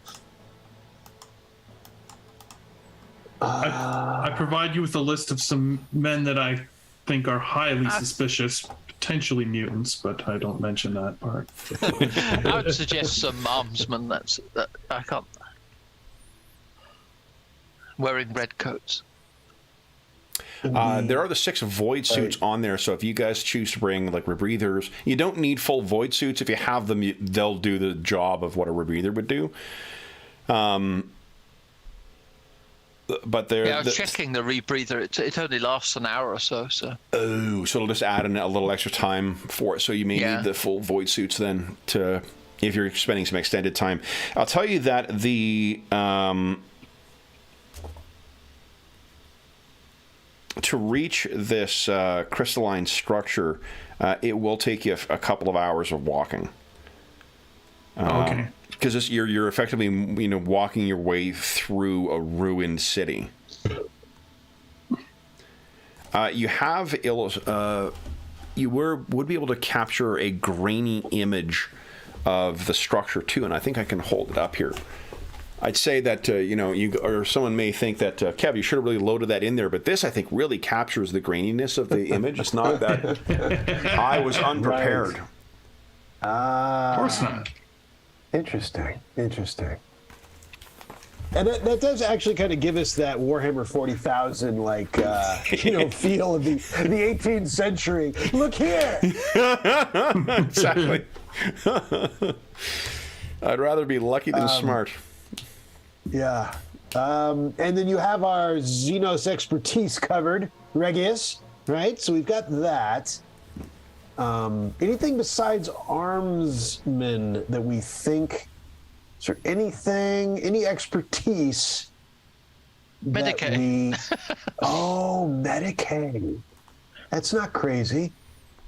We don't have any, right? I can't remember. On your ship somewhere you would have, not amongst your... But we don't, right? The three of us. Basically, what we'll treat it as is as if... I can't remember what it is. Your crew is what? What's the crew rating on your ship? 30, I think. I think 30. So that means anyone who is... any crew member you've got, they're going to have a 30 in whatever relevant skills they that you need them in. Yeah, crew test 30. Yeah, my Medicaid's 0. You guys are 0, right? Medicaid, both of you? Oh, yeah. Alessandra? Okay. I believe so. It's under advanced skills. Advanced skills. Yeah, most Warhammer characters seem to have very... Oh, yeah, no, nothing. Yeah. Okay, yeah, that's not a bad call. Yeah, I think that's a good call, Regius. That's insightful. Let's bring a staff member that knows how to wrap a wound. So that's one, and then I guess 2 armsmen. I guess unless anyone has any big brainstorms of expertise otherwise. Nope. Okay. 2 armsmen and a field medic. Okay. Perfect. Then, with you guys leaving, we see the ship, the gun cutter, fly out of the bottom or the side, perhaps, of the Mortis Probati and head down to this dull gray world. Alessandro, you're already seeing, not only is there bizarre electromagnetic disturbances from the planet, and closer you get to this northern landmass, the pulsar itself causes trouble with the sensors. So, again, what you're thinking of, Alessandro, I think, is that if there is something hidden in the halo, it would be doubly hard to find because sensors are unreliable in this system. Truly, it is an ideal hiding spot.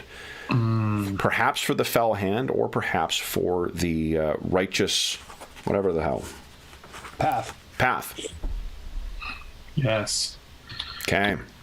So, we will find what you find on the surface after our mid-session break. We're going to take our mid-session break now, guys, and then we'll refresh beverages, come back, and see what happens when you get to the surface. So, for those listening at home, we'll be back momentarily.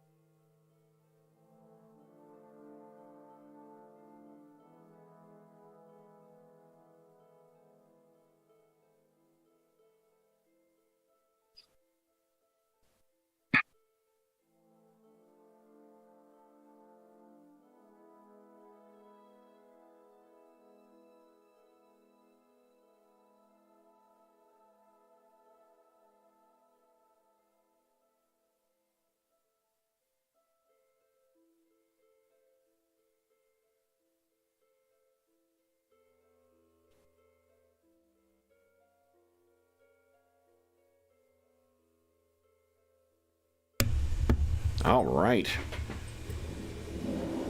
Oh, you're welcome, Steve. Yeah, no problem. I was telling him about the Navis Primer. This is what it looks like on the outside. It's got a ton of great stuff for like all the psychics that you see in Rogue Trader. But the travel rules. Curiously, I would have thought that the travel rules would have been in the Coronis Battlefleet Coronis book, but they're not. They're in here, and they're pretty great. While we're waiting for James to get back, I'd say that the two source books that I get the most practical use out of at the table, like the sort of, before I'd get anything else, I would get these for Rogue Trader, is the Navis Primer, this guy here, and Into the Storm, the player source book.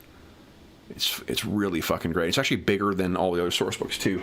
Each of the these books has like a player focus, or it's not a player, they call it like kind of a player focused thing, but it really has a lot of stuff for game masters as well.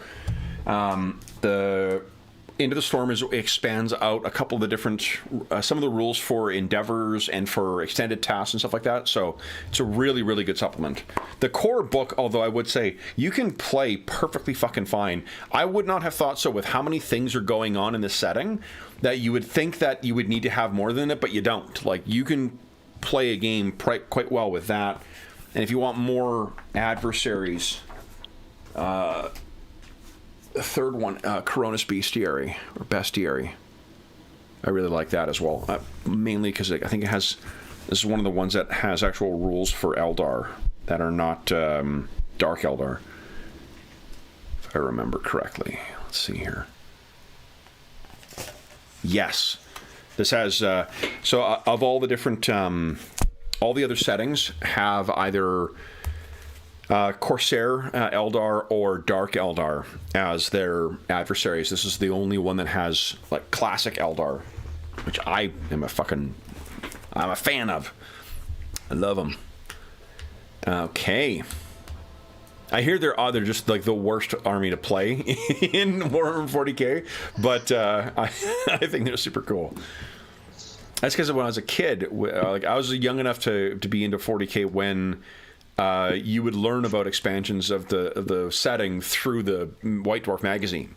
Like, you learned about the Harlequins through it. You're like, what? What's a death gesture? This is fucking crazy.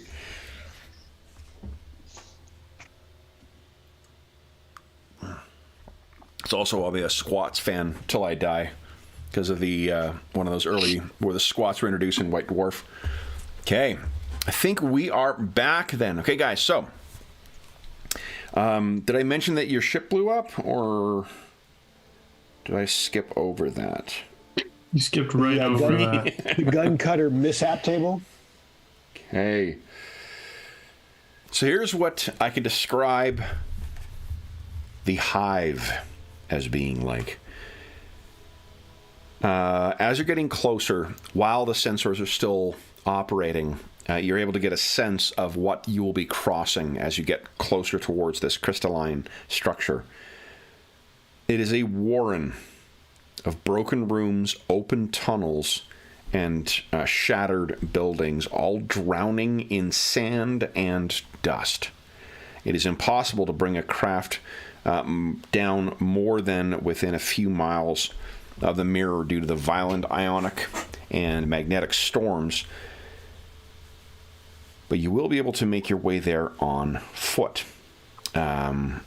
Though the eerie emptiness in the ruins, the collection of labyrinthine trenches and open pits will make Alessander, at the very least, uneasy. You are walking through a unsanctified tomb. So,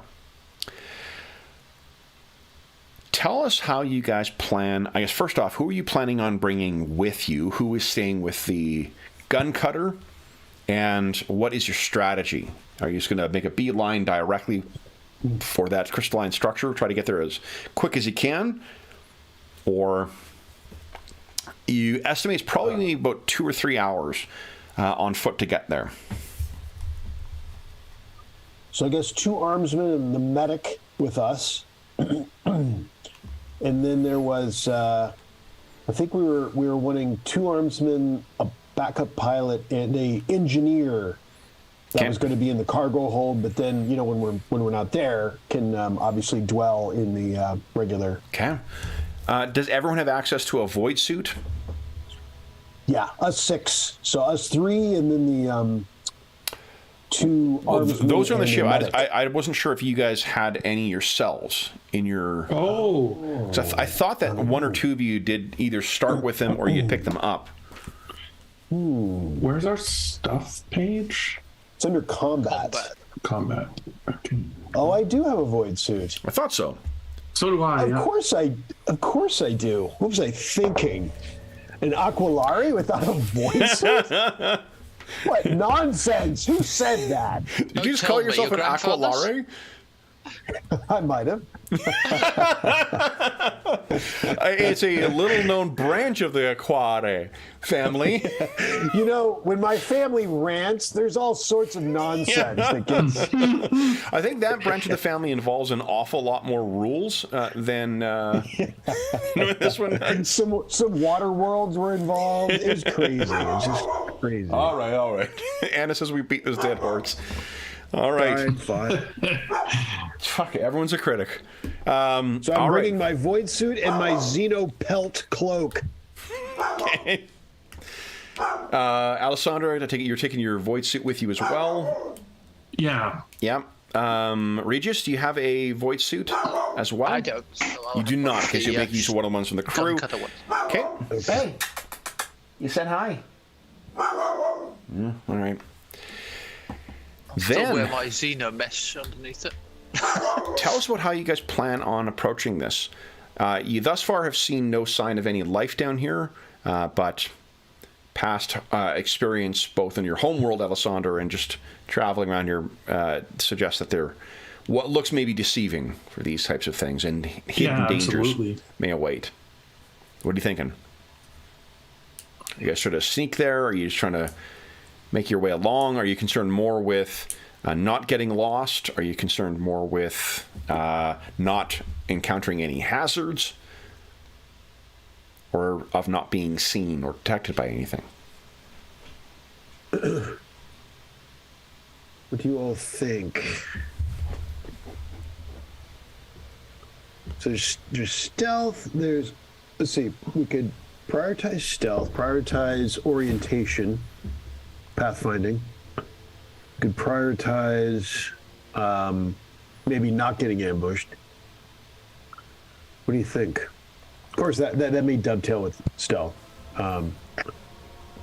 Figuring out what it is we're gonna find down here. I would say we're somewhat still avoid making sure, not ambushed by anything. And I'll be poking around to see what Xenos stuff I can find. I'm interested in all these structures. Yeah, let me see if I can't remember if I've got a ruined city here. Yeah. I think avoiding ambush probably is our... That's your primary thing? Try to detect and avoid ambush? Yeah. Okay. Does it look like an orientation will be challenging, Kevin? Does that seem... I mean, it's... The city, I can tell you, does not follow what a human mind would think of as a logical structure. There are not streets and then buildings built up. This is a hive or warren that has been blasted and broken however many, hundreds, if not thousands of years ago. So it's going to be a lot of kind of up and down and wandering around. And you have the downside of your sensors and whatnot not really functioning terribly well, but you also have the benefit of just kind of finding the worst source of disruption and make your way towards that, and that should take you to the crystalline structure. Mm-hmm. Mm-hmm. I think actually this will be here. It'll be a little grayer, I think, than what this will be, but this will at least be a decent, will get us all in the apocalyptic mindset. Mm-hmm. Let's see here. Apocalyptic Mindset was my Sisters of Mercy cover band in high school. Okay. Yeah, that'll work. All right, guys, let me bring you over here. Now that you are far away from the ship and down on the surface, and you have... There we go, guys. Look at that.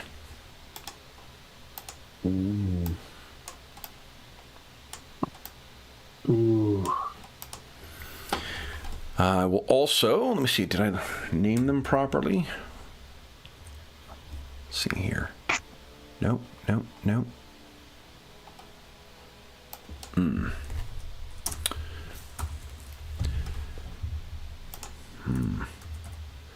trying to see if I've got those armsmen.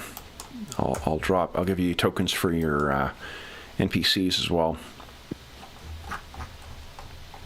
That's reassuring. Yeah. Well, I just want you to make sure you know what your dolls look like before I break them. So. Can we not just do this in narrative as we go there, find what we need and leave? There you go. So we're wishing now, are we? Yes. Okay. Well, finally, I will say again, this is something that's very fucking cool about this particular game is this scale of resources you guys get to draw on. It's pretty awesome.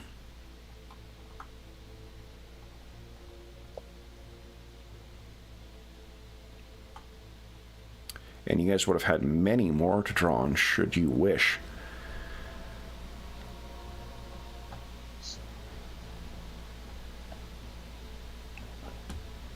Okay, I think I'm in. I passed Debongo.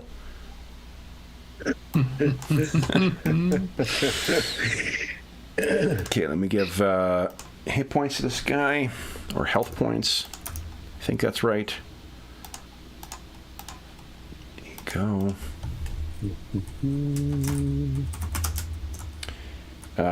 Here. And you guys can control them. There we go. So there's your aquatic guard. Number 1. Whoopsies. Come on, Madison.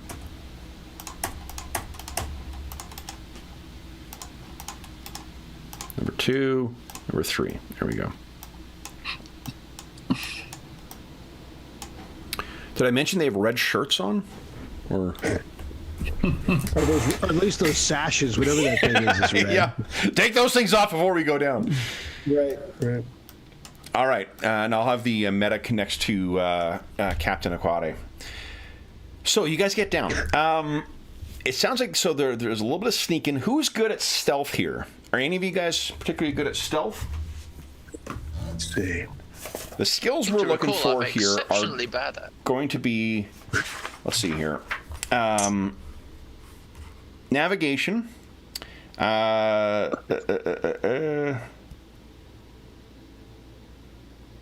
have survival, awareness. It is. Hold on. It's not called stealth. It is called hide. Silent move. Is a silent move? There's a silent move. Let's see. Yeah, and then use there's a silent move skill anytime silence and secrecy is essential in the explorer's activities. Yeah, sure. Well, you either that or. I'm atrocious at that. Okay. So navigation is one skill we're going to need, which will be a fairly easy roll. We're going to need a silent move roll, and we're going to need a awareness roll. Who would like to do what? I will tell you, each of these will be at a plus 20 to start, so you can start for one, at least feel a little better about your scores. I don't see navigation. Navigation. Oh, I have stellar navigation, not planetary, I guess. Okay. Let's see what the. Oh, because it's like a separate skill, navigation, right? Yeah, there's surface, stellar, or warp. Okay. I've got stellar and warp. Oh, those are skill groups down below. I see. And I've got awareness. That's it. Yeah, surface, stellar, or warp are the. I mean, I do have a high intelligence, if that's like any bonus for trying to do the navigation. It is an advanced skill, which means you really can't do it without. Oh, so we can't do it at all. Yeah. Okay. One of your armsmen will be able to sub in for that at 30. Yeah. I've got no navigation, and I have no silent move. Okay. So awareness it is for Captain Aquate. Well, and I do have paranoia on talents, which may be What's that? useful. Let's see. Explorer knows the danger lurks behind every corner and knows the galaxy will hit him as soon as he lets his guard down. Gains +2 bonus on initiative rolls. May secretly test his perception to notice hidden threats. Oh, definitely. So give it another plus 10 to your awareness. So you got plus 30 for your awareness. Alessandro, if you're not going to roll, which of you two is better at navigation? Or not navigation, at silent move? Are you both garbage? Are you both worse than 30 is, I guess, the question. Oh, yes. Yeah, 22 is my silent move. Okay. 15. So why don't you each give us a roll against 50 for your armsman? Yeah. So then Captain Aquati, give us an awareness test at plus 30, please.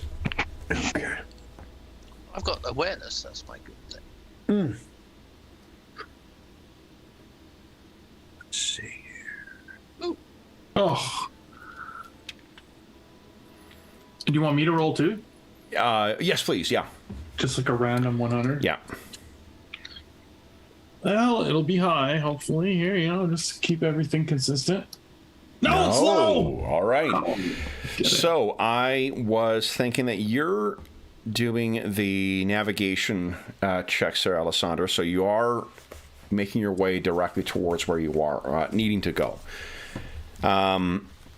The one way that this differs from the illustration, get the Mortis Provided up there. I'll put these guys up next to you. Is that there are huge structures that clearly something lived in at some point that are looming up around beside you, and you have to move around big holes. Captain Aquati, as you're making your way along, would you give us just a percentile roll, please, Captain? Should I go ahead? So I failed my awareness. I'm thinking of rolling a fate. I'm spending a fate. Spending point? Yeah, you got it. Yeah, go ahead. Okay. We're in the second half of the session, yeah. Spend them points. There we go. The mirror of what I did before, but succeeding. All right. So you're struggling with moving really in silence, but that speaks more to the instability of the surface than it does to any lack of skill on your part. What you're finding is that you're having to make a decision between places that are certainly not going to give way beneath you and places that are a little more shadowed, a little more hidden, but definitely will give way. Captain Aquati, you're the one who notices as you are making your way along here. Where is Captain Aquati in respect to the kind of party marching order, do you think? Is he a lead from the front type, or is he... you guys are something that rhymes with pudding fodder. I don't know. I know a can of fodder rhymes with. I mean, I think he's probably towards the front, but he's not crazy. There's an Aquari guard in front of him. Yep. Just he's more the edge than the tip of the spear. Yeah, exactly. Got it. And Quinelli is he's a little twitchy in these situations. So he's watch that corner now. Okay. I'd see, what would I call him? Yeah, so I can't remember what I'd call him. I probably don't know his name. Yeah. You, man.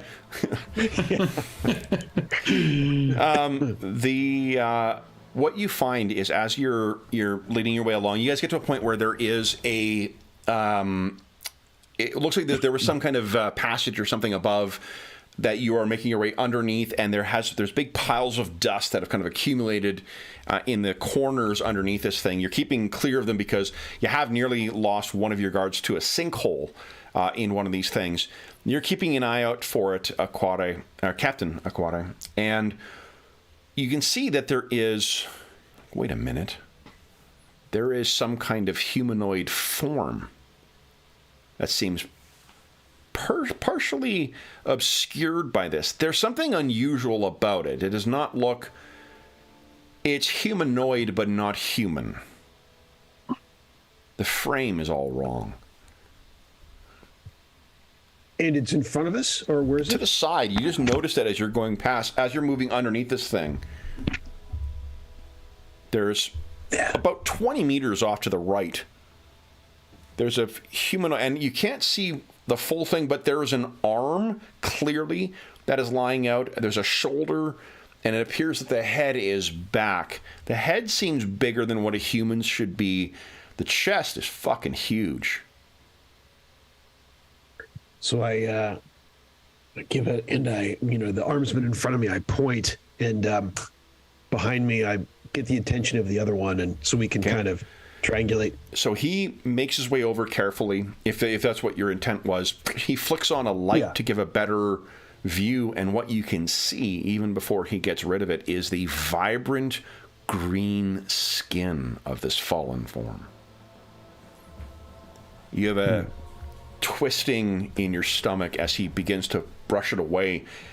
He's able to see, he pokes it once or twice, and as he sort of pulls on the arm, you can see that the whole second part of the body is missing. But what he pulls out is the corpse of an orc. And for those unfamiliar with 40K orcs, I believe... Mushrooms! This is where he leaps up and tries to fight again. Yeah!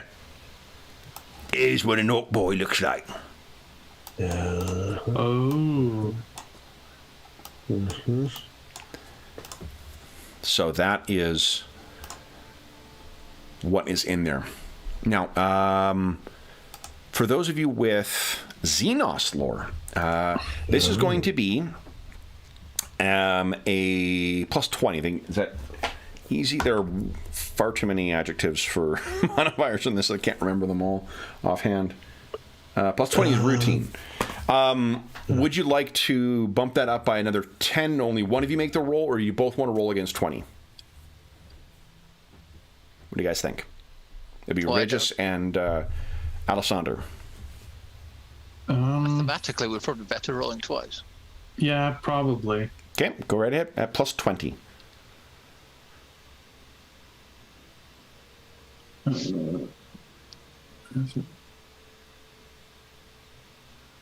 This is one of the more common plagues of the galaxy, so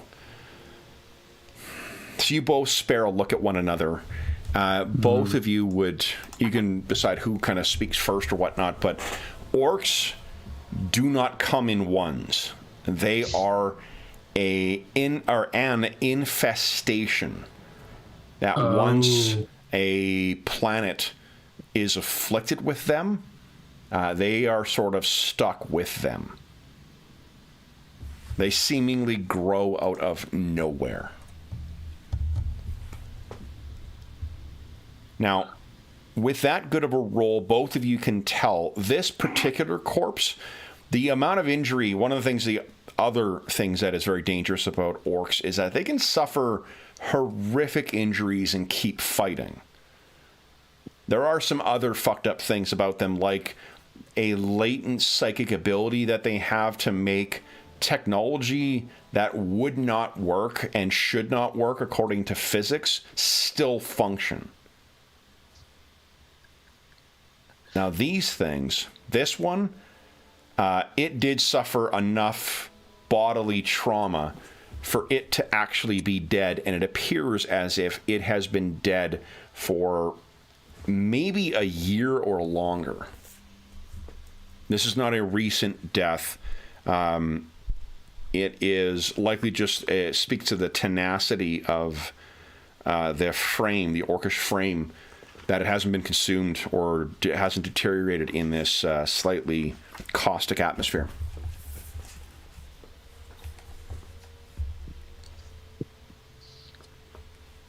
The Aquari guard turns back. Orcs? What do you two think? See that, Captain? This what can only be one of many. How long's it been dead, would you say? A year or more, Captain. Can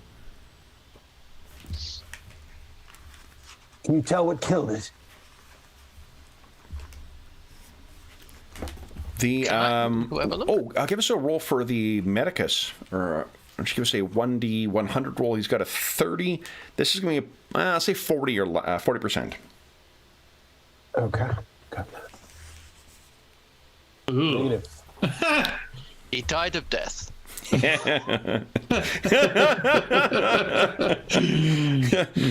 He spends 20 minutes with the body, looks at you and says, "He is dead."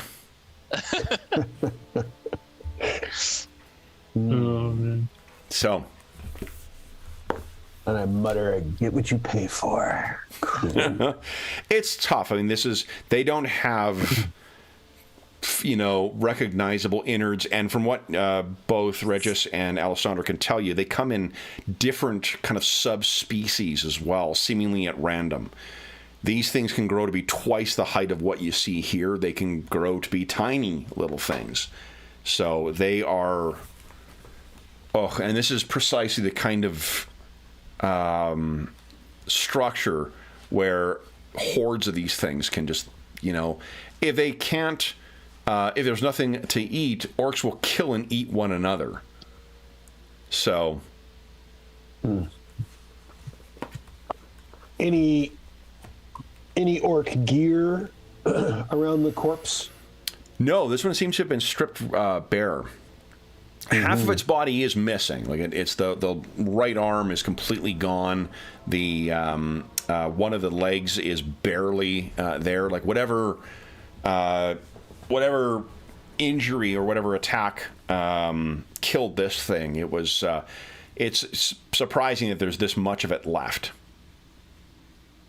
It has otherwise been stripped, apart from deteriorated scraps of clothing. There are scars on its body, and I think you rolled well enough to know that, like, if orcs don't have something else to fight, they'll kind of fight one another. And they often fall into gangs, like many species, to do so. So the markings all over this thing's body, it's unlikely that it was post-mortem that they were put there to disfigure this. It was pre-mortem tattooing or scarring to mark allegiance to one group or another.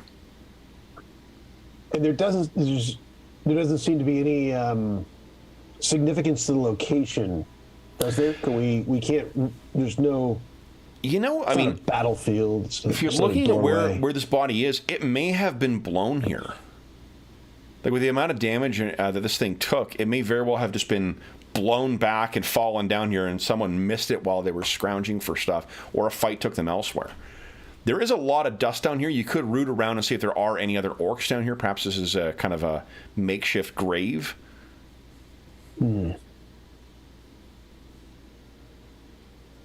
What do you think? It'd be worthwhile to look for its dead kin?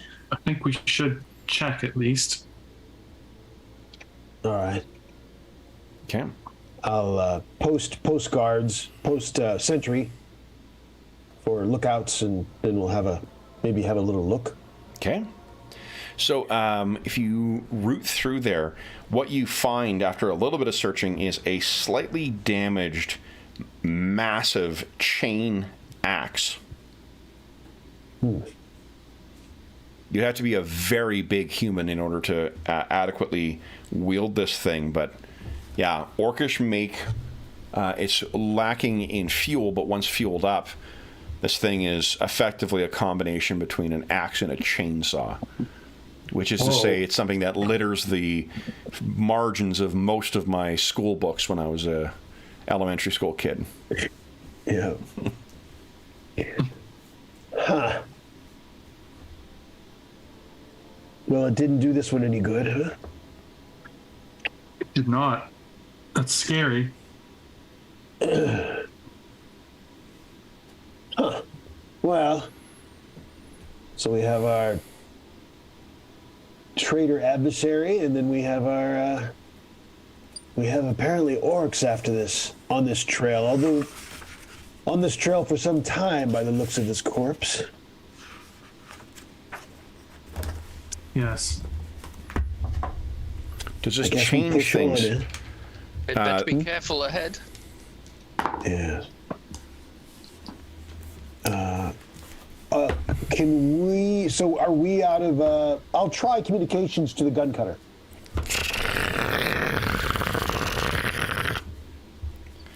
What you can try is, let's see here.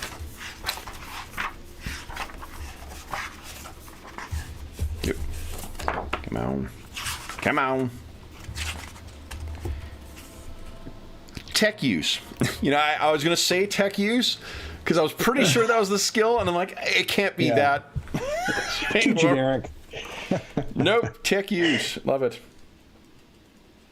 That's one funny thing. When last 40K session, Jeff and I made a character for him or two characters for him for Stars Without Number, and every one of those skills is like one word. Drive, shoot, stab. Yeah. Right. Yeah, so you can give us, who is trained in tech use? Our crew. No, sorry. It's an advanced skill, Let's see. Negative. Yeah, negative. So you turn to the one of your guards. Raise the cutter. Give us a percentile roll there, Captain. Okay. No. It sounds like it might break. Well, Captain, you're maybe just building on your success with your awareness roll from before. You're focusing on this thing and trying to like hear almost anything, and then for a second you hear the sound of voices, and you very quickly realize it's not coming from a static of the Vox unit. It's coming from about a block up. The sound down here, in spite of the desolation, there's not like howling winds ripping through here. It's mostly quiet as long as you don't have electronics activated. You can hear gruff, deep voices talking to one another. do I suspect Orcish? Is there any? Can I tell?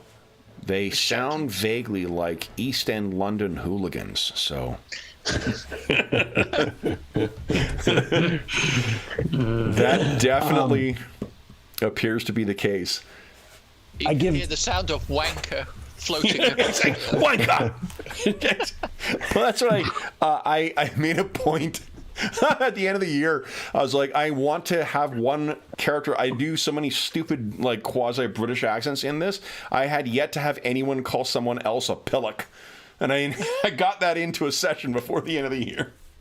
Nice. So what, yeah, you can hear is that there are at least two voices. Captain Aquari, you're the first one to hear this.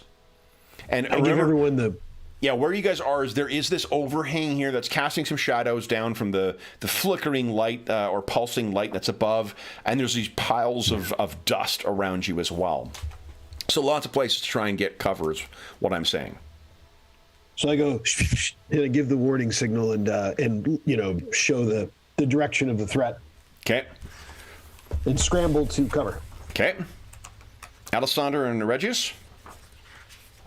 Oh, yes. Okay. Cover sounds good. All right. So you both run for cover, and what you can hear, because I think in 40K the orcs inexplicably speak whatever the galactic standard is. You seem to be able to understand them all the time.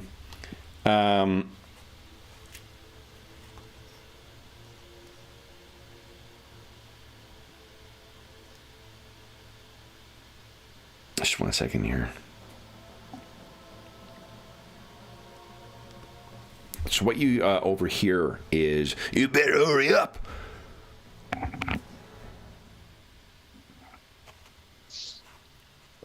Ropedash and the bloody skulls. I seen someone land down here. If we don't get over there, we ain't gonna find nothing else to eat or to steal. I don't know what you're talking about. He's lying. He ain't gonna share with us. Yeah, he can. Come on. And what you see, oblivious to you guys, is a group of 3 massive green-skinned figures.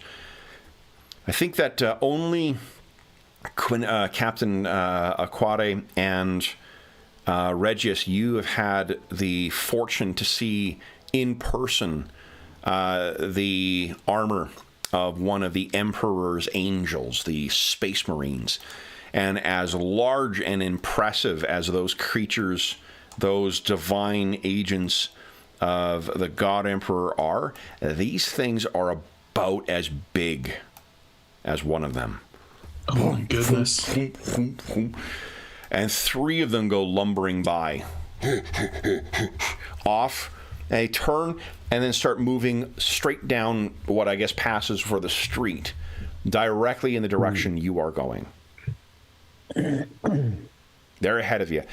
If you wish to do anything, they're about they're about a block ahead of you when you first lay eyes on them, and then they'll go lumbering ahead.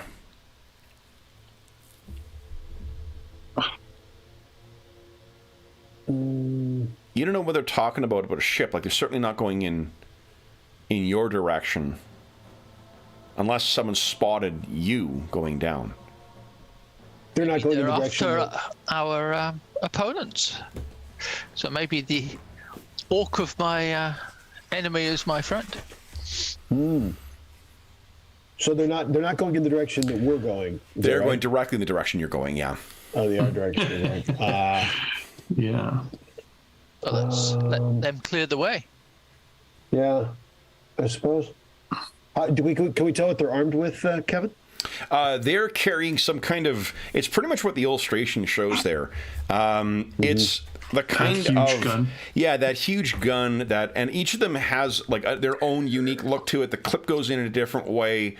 It's, I think those of you with who rolled successfully before, you can't even really identify. To call them just a shooter is really, that's what the orcs would call them, because they shoot. Each of them will work in its own unique way. Each of them will have their own, slight variations, but they all do largely the same thing, which is to spew out a shit ton of damaging lead. They are projectile weapons. We should try to sneak behind them, follow them in. Captain? Yes, let's give them a bit of distance, though, because I don't know if any of us are actually all that sneaky. The one difference from the illustration, guys, is they are not wearing that kind of like quasi, football armor-ish stuff. It's scraps of leather that they've got. While their gun is still quite effective, and it looks like it's cobbled together with scavenged loot, the armor is much, much lighter. Still think we haven't got much chance against 3 of them. But so as you say, Captain, let's keep a distance. Yeah, let's give them some distance. Okay. If you wait even like 2-3 minutes, they're at a bit of a jog. Then they disappear, and you are in silence once again.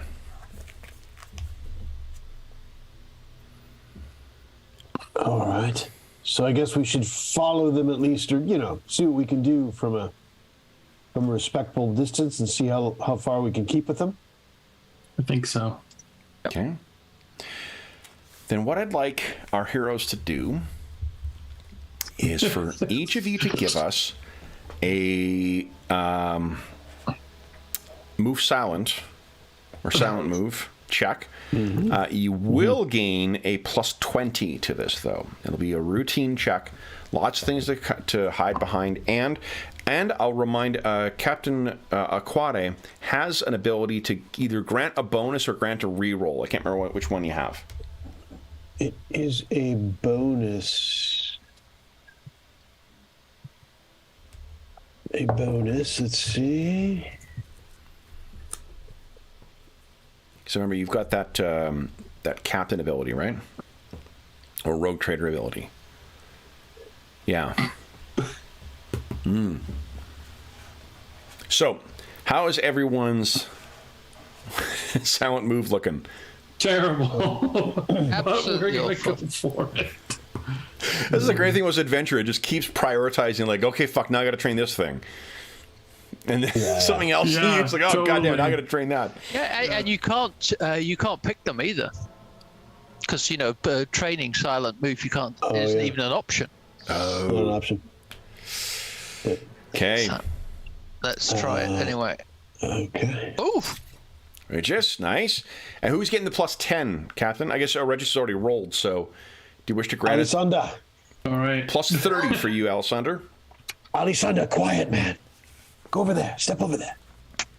Huge success. Whoa! Look at you two. What the heck? Oh, so close. Did you give yourself plus 20? Oh, I you did. Yeah. You want to fate point that? Yeah, man, I missed by 1. All right. All right, here we go. Plus 20. There we go. Nice. So as you guys grow closer, you feel that you are you've been traveling in total now for about an hour and a half. I'm assuming you're moving a little bit quicker right now that the orcs have been running up ahead. You would guess that you're maybe within 20 minutes of reaching the crystalline structure when you start hearing gunfire. And there is a distinctive difference between the sounds of the zorching of las weapons and the raka raka raka of the orc sluggas or shootas. It sounds like there's an awful lot more of those shootas than there are the other. Whenever I pronounce an orc weapon, I sound like, someone's parent pronouncing a hip band name or something like that, or trying to use slang. It really feels like it's awkward coming out of my voice unless I'm doing that football Unfortunately, voice. I don't know if your audience is any more. If I don't feel any more cool about it, so you're good. So then, you guys, I'm assuming you're carrying on. What you come across is, after about another only 10 minutes of travel, you reach the outside exposed area, and it kind of comes upon you quite suddenly, where all these crowded, looming structures on either side of the pathway suddenly give way to a huge circular area of pits and walls, in the middle of which there is that tall, pointed structure. The source of the gunfire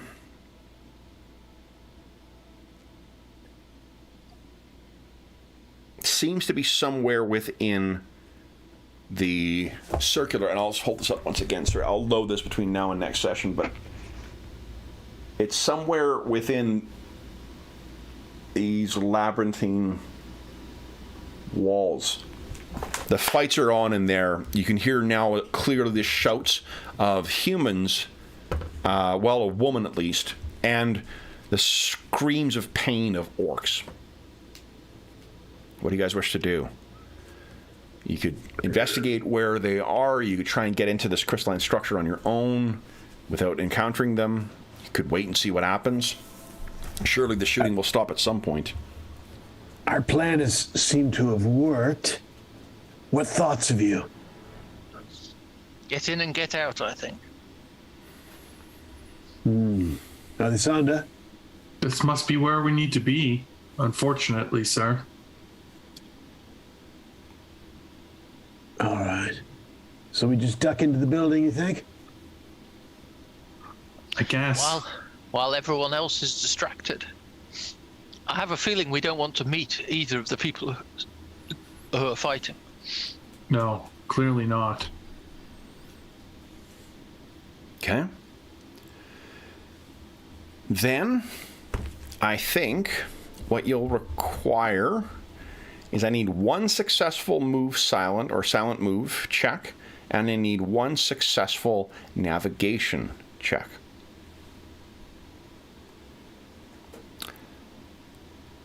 I guess navigation. And I'll actually let Regis. There is a bit of a pull from that structure on your soul. Instead of a navigation check, you could try senescence.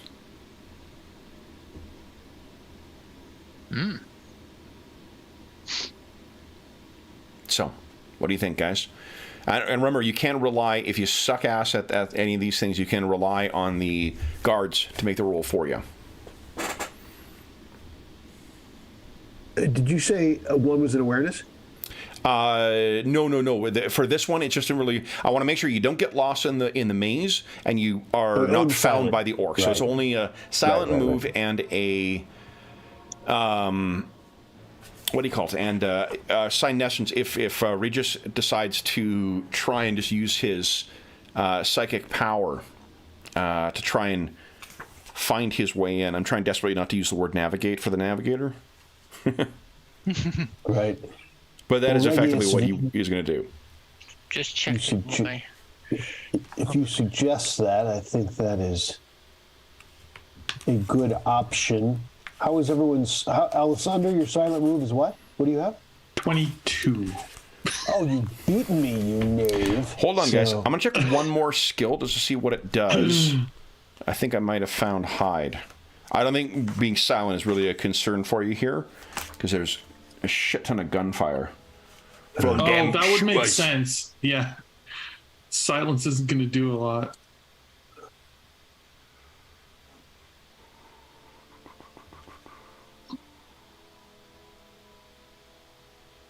Yeah, it's not. Yeah, I was just looking at concealment. Conceal used to hide things from small objects to vehicles to starships or objects on the person. Doesn't sound like it's. Are any of you, or either of you, I guess, who's not Regis, better at concealment than you are at silent move? Same. Oh, no. 21. Yeah, they're the same. Same? Okay, challenge. So really doesn't make a big difference. So do you wish to rely on the guards for your silent move or concealment? I guess so. Okay. Yeah. So then why don't you give us a... I'll give you a plus 10 for that, because I'm assuming one of the guards is helping out. You guys are all sort of working together on this, so it'll be a 40% chance for the concealment. And then Regius, are you giving us a... I'll use my Yeah, and this will actually be a plus 20 to your Senescence. Good, thank you. Nice. Nice. Come on. Yeah. Yes. Yes. So you can picture that as you're making your way through this bizarre structure, and again, this is even more alien than what you've seen. The walls themselves seem to also be made of some very bizarre, glassy, almost like hints of green quartz or crystal of some kind. There's one or two moments where your guards kind of like, wait, and they stop you guys, and then like a big orc kind of, shooting his gun as he runs past. There's no way he was hitting anything with it either. The way it was popping off and going over his head. They're in full orc, berserk mode right now. But you are able, and they're wearing, all of them are also dressed very similar to the one you saw. The guns seem to work pretty good. Everything else seems to be pretty patchy, and there are more ritual scarifications or tribe or clan or gang scarification on them. You were able to make your way to the enormous structure on your own. And then you cross at a sprint across the wide open courtyard or plaza between the last of these ruined labyrinth walls and the entrance to the tower. As you get in closer, I think Alessandra, you in particular, find it more and more disconcerting to see just how alien and how abandoned this place is. You think of all those dead cities and towns and communities and structures you viewed from way above. What on earth are you doing here? Yeah. What on earth are we doing here? But what you find... I take it you guys are all going up the stairs and then inside this structure? Mm-hmm. The stairs themselves are built in such a way that it's an added bit of... maybe you stumble once or twice, Alessandra, because the stairs are clearly not built for human stride. They're just a little too big and not quite... So you're like kind of half stepping and stutter stepping up them. It's just not really... These were not designed for your bodies in mind. Or with your bodies in mind. What... you make your way in... or if you make your way into this, it is dark... when you walk in, but then there is a pulse of light that comes from deeper in the structure. And if you try and keep yourself hidden, you move away from the sound of the gunfire and whatnot outside, what you find, making your way through these alien corridors, the strangely sweeping ceilings, is that you enter into a sea of light in the center, where it's difficult to tell where the roof, the floor, the walls begin and end. It's as if standing within brilliance itself. The guards are kind of in awe here. Most disconcerting of all is that the air seems alive with images spinning and dancing around the explorer's head. This is clearly not an interface designed for human minds. If you wish to try and focus on this, it will require, this is probably what you would understand most clearly, Regis, it will require an exercise of willpower, but failure to do so by trying to focus on these things, it risks damaging your mind as well. Mechanically, it'll be a challenging willpower test to try and make sense of what you're seeing. So let's step out for a moment before you guys make your decision. What are we seeing happening in here? As you guys have run in, it seems as if you walked this gray, ruined world with orcs and some other fight going on elsewhere on the planet, and then you suddenly walk into this strange structure, and almost immediately, as soon as you get inside, wow, you are awash with light and weird sensations and images flashing past all of your heads. How is each of you responding?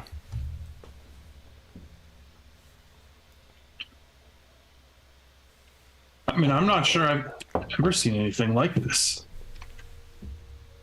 Oh, I think Regis will be most excited. Okay. Alessandro, how disturbed you are. You look over and Regis is beaming. Yeah. How about Aquare? I think I bark out to the armsmen, keep your wits about you. Regius, I think this is... One of the guards is using his lasgun to kind of like... He thinks that the images are attacking him. Get yourself together, man. Regius, what do you think? Let's see the captain do some captain in here. Ooh. Why don't you give us a command check, please? Yeah.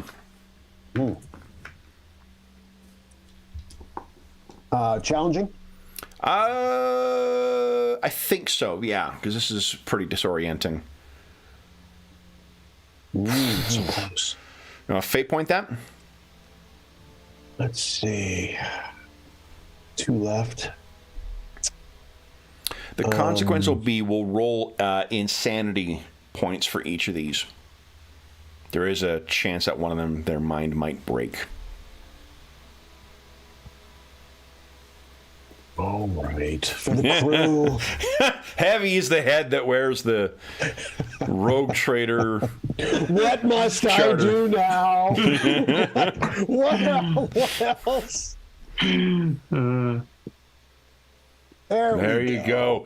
So you, at the sound of your voice, they snap to, and all of them focus on what their tasks are. So, and I'd like to think that I grabbed that one by the back of the, the scruff, and good Lord, man, give him a good little, and by the Emperor, I mean. You also have your void suits on as well. Oh, yeah. So, all right, then.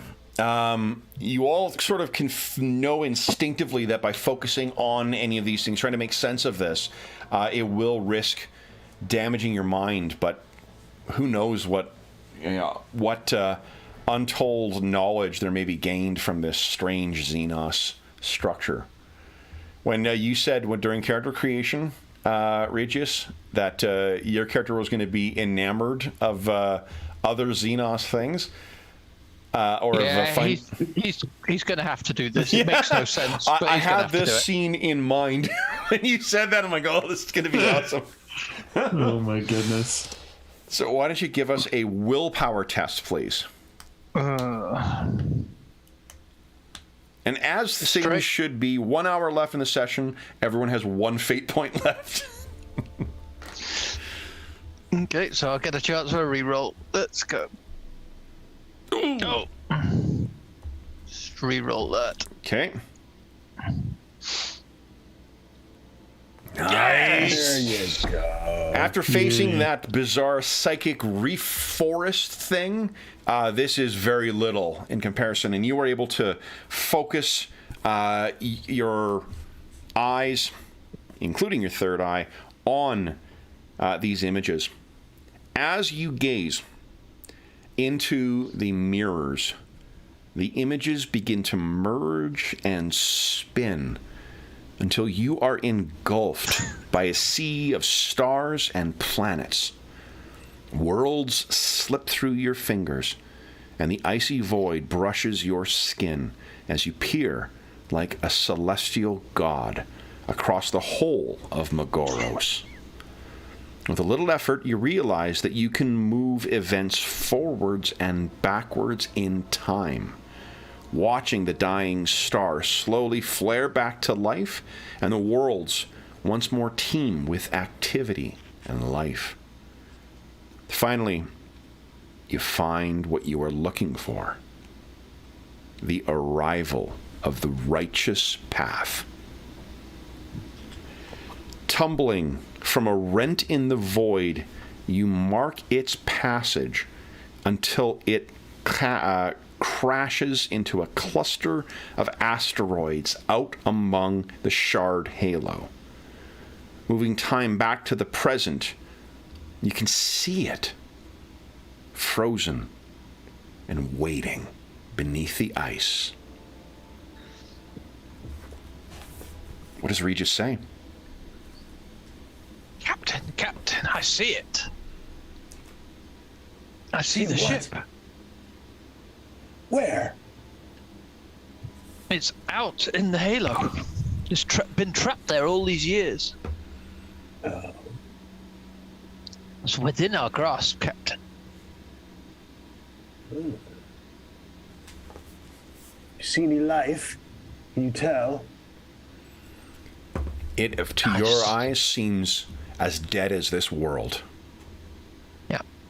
Can I, looking at this, as a navigator, can I figure out where in the I believe you have an exact location now.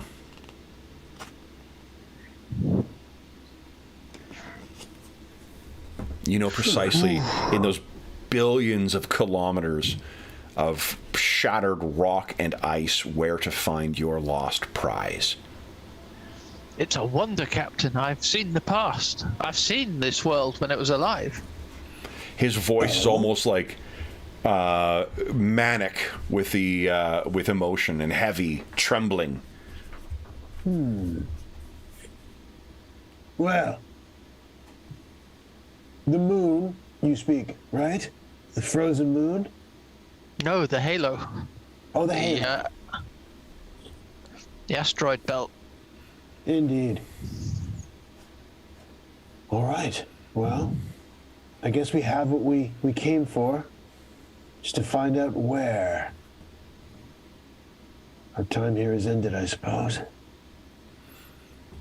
Is there anything, both Quinelli and Alessander, while Regis is making sense of this and he's able to focus it, you guys are still seeing flashes and whatnot of just seeming madness.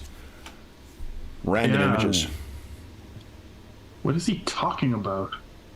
And I'm gonna stay on the armsman to look for foes. Don't view the Xenos. That's for rogue traders. They move to the edge of this light and step out of it and kind of keep their weapons up. There you go. What do you do, Regis? Anything else you wish to do while in this? I've just given you the little block of text that would be of most interest to you? Anything else you wish to do? No. So can I see anything more of the world of the Xenos that lived here? You What were they like? What were they? Yeah, let me show you, or tell you. Hold on here. Tell, don't show, Kev. Come on. It's the secret of all great storytelling, right? Somewhere George is just shuddering. I feel we need a wall of text now. Exactly. Block text, baby. Love it. Okay, hold on. It is on. Sorry, I had the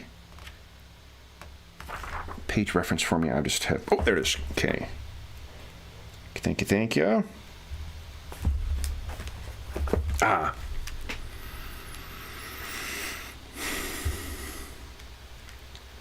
What you see is a planet that is very, it's like what you've seen here, desert-like, but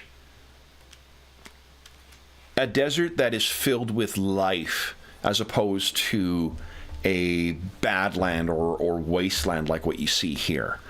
It is still scrub grass, buzzing, what passes for, at least what your mind would understand as insects.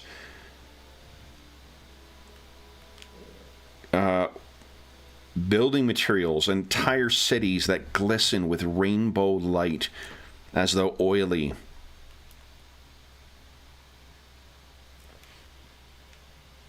These Xenos themselves,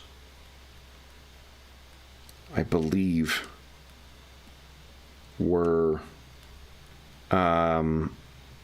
insectoid. In character, or at least that's what you would understand them as. And you see them, hundreds, thousands, millions even, living their lives across this planet in their hives, navigating it as effortlessly as you might run through a field. Oh. And do I get a feel for how long ago this was? This planet has been a wasteland for thousands of years. Oh, nothing left to find. There may very well be in the depths of this, though their technology, given their physiology and the way their minds likely worked, may be very different. But you can tell they built this structure.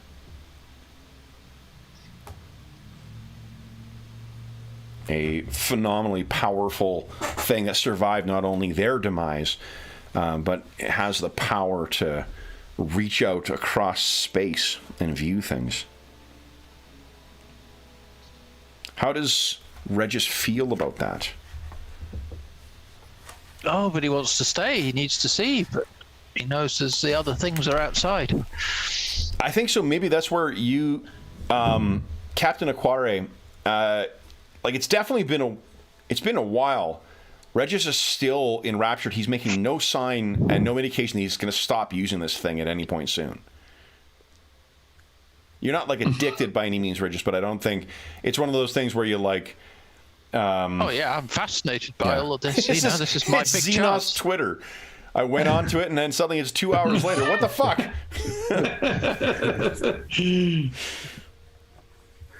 I will. My first activities, I'll be staying on the armsman to keep an eye out. I'll be, kind of trying to run things logistically from one a of the command armsmen says, standpoint. "Captain, the orcs seem to be redirecting. I'm seeing more activity outside." Regius, I hope you're finishing up. We're running out of time. Oh, I'll be paying no attention to you. It's almost like there are tears forming in his eyes. He's so happy with this. Because he can turn the eye backwards and forwards thousands of years. He can study any possible place. He could zoom in on an individual. He can see it from 20 miles up and see the development of cities, the fall of cities.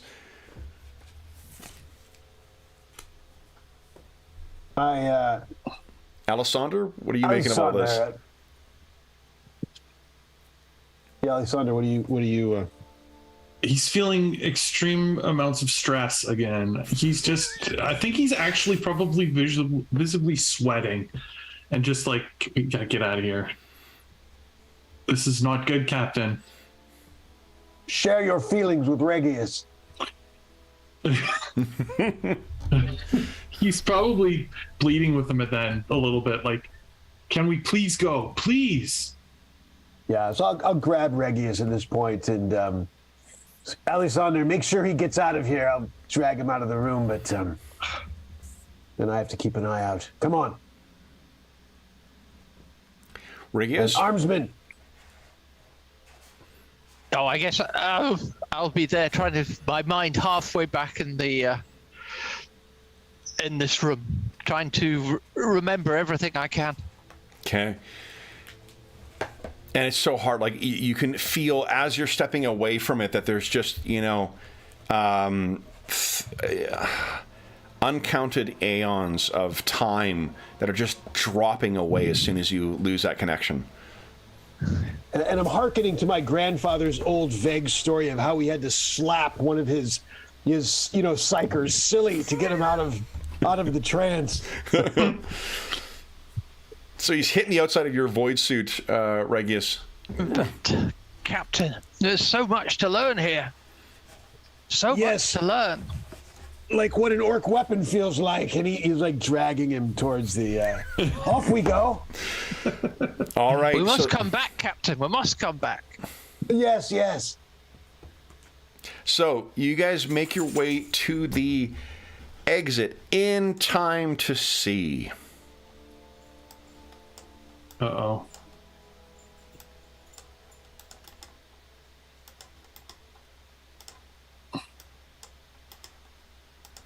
They are about, I'm going to say about 40 meters away from the entrance as they're sort of running up in a loose formation. They all have similar scarrings on them. It looks like they've either stained or blanched or flensed the flesh away from their skin, so their heads look like skulls as they're running up towards you. Would you guys... Let's see here. I think there's initiative buttons on this character sheet. Yeah, there is. Yeah. Okay. It's on somewhere on the combat one, I think. Okay. I'll add one in for the Aquare guards here. Oop. Did we add it twice or did I? It's weird.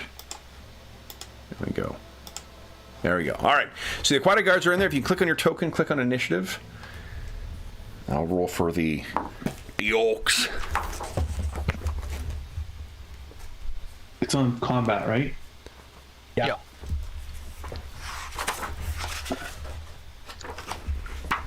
It's on the right. bottom right. Yeah. Yeah. I think I did it right. Oh yeah, we had one more combat another time, but it was pretty short and... They always are. Would you give us... exploding rounds. Terrible for the orcs. Would someone give us a D10 roll, please, for the oaks? No, for the orcs, for the aquatic guards. I'm really upset that the orcs are... Ooh, good one. Nice. 8. So if you could add, I think their dex bonus is a 3, so that's put 11 for their... Is that how initiative works? Hold on. Mm-hmm. D10 plus, agility bonus. Yeah, okay. Yeah. So trying to figure out why none of you guys rolled over 10, but, I don't want to place blame here. So I think that's Have you seen my agility? Yeah, fair enough. Okay, there we go. So then... The aquatic guard. Each of you has control over one guard. Okay. I will tell you what their... Hold on, their stats are in just a second here. Let's see. You know what this game needs is a fucking bookmark. Because we have to flip around a fair bit here. All right.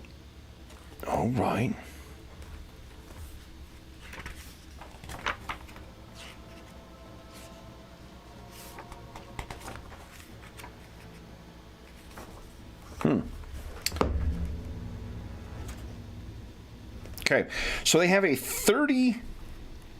They would be trained in. Oh, you know, training in right. It doesn't work that way in this game. They are armed with las rifles, which do damage. But I don't know how much. There we go. Las rifles. Las gun, I should say, not las rifles. Las guns do 1d10 plus 3 energy. And they can be fired a single shot, or they can be fired in a 3-round burst. So, each of you has control over 1 aquatic guard. They have a ballistic skill of 30.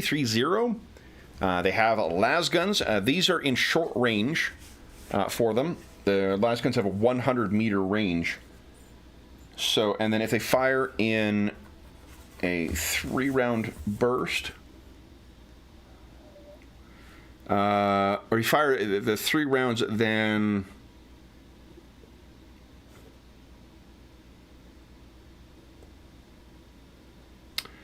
you get plus 20 to your ballistic skill roll, and you get a hit for every degree of success. So, what are you guys thinking? Each of you has a aquatic guard. You've just walked out of the entrance, and remember there is a handout, I believe, with combat actions on it. Sorry, what was the ballistic skill of these guys? 30. 30. There's the ballistic skill, and guys, I believe that's combat. Sorry, that's combat actions. Here's nope, not difficulties. Where is it? I thought I put the one for. Oh yeah, semi-auto. Yeah, okay. Actually, it has all the rules kind of summarized on here. Great combat action chart, guys. Well done, nice. Fantasy Flight. So, what are you guys gonna do? What are your guards doing? These orcs are coming in, and they don't mean to be having a tea party.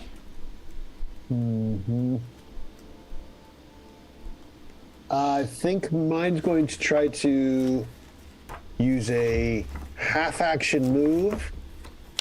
Okay. For to find cover. Okay. So ducks behind the kind of the wall leading into this thing.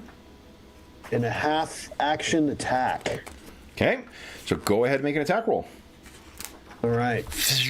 Should I just a percentile, Kevin, or is there a better? Yeah, just a percentile. I think I could probably. Yeah, it's probably good. So we 33-0.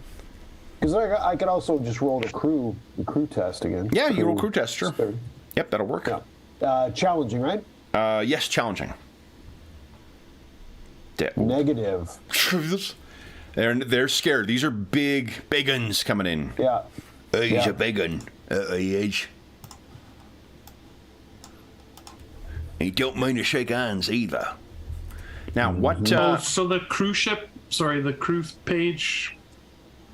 Or the ship has our crew rolls for their guns? You could... I mean, it's 30... Or you can roll just percentile. We don't have the guns written up on it. No.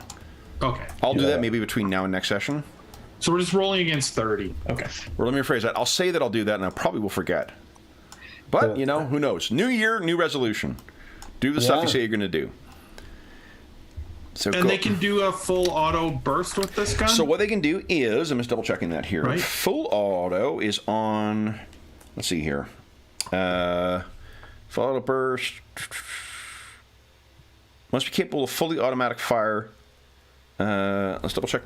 It says that they've got a rate of fire 3. I don't know what that means.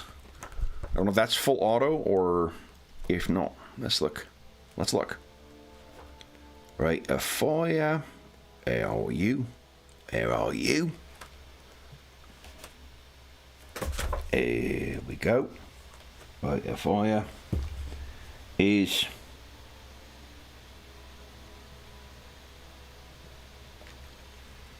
Shingo. Yeah, 3, full auto. Sweet. Oh, yeah. Oh. Or it's like its own thing. Third entry describes if they can be... Okay, no, it's not full auto. Oh, sorry, no, it's a single shot. Forgive me. The way the weapons are listed is there's 3 categories. There's S, which is single shot. Second one is semi-automatic, up to 3. Then the final one is burst, and this is you can't fire these las guns in burst.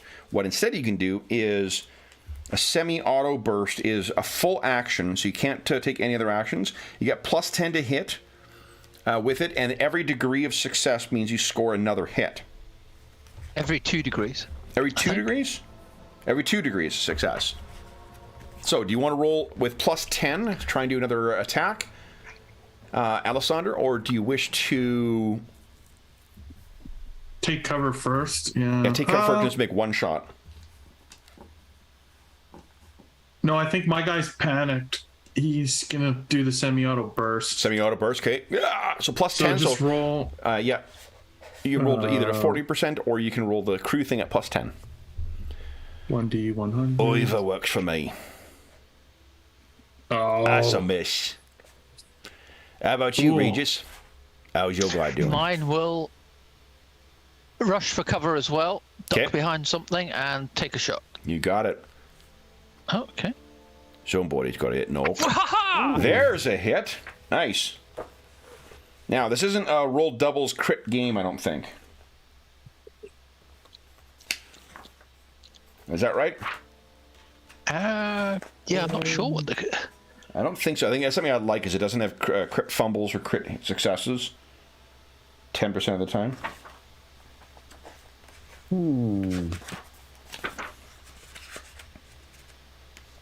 It's been... Yeah, it just agrees to you to failure. Okay, so that's a solid hit. 1d10 plus 3. 1d10 plus 3 damage, please. 9! Okay, and I reverse it. 22 to get the hit location.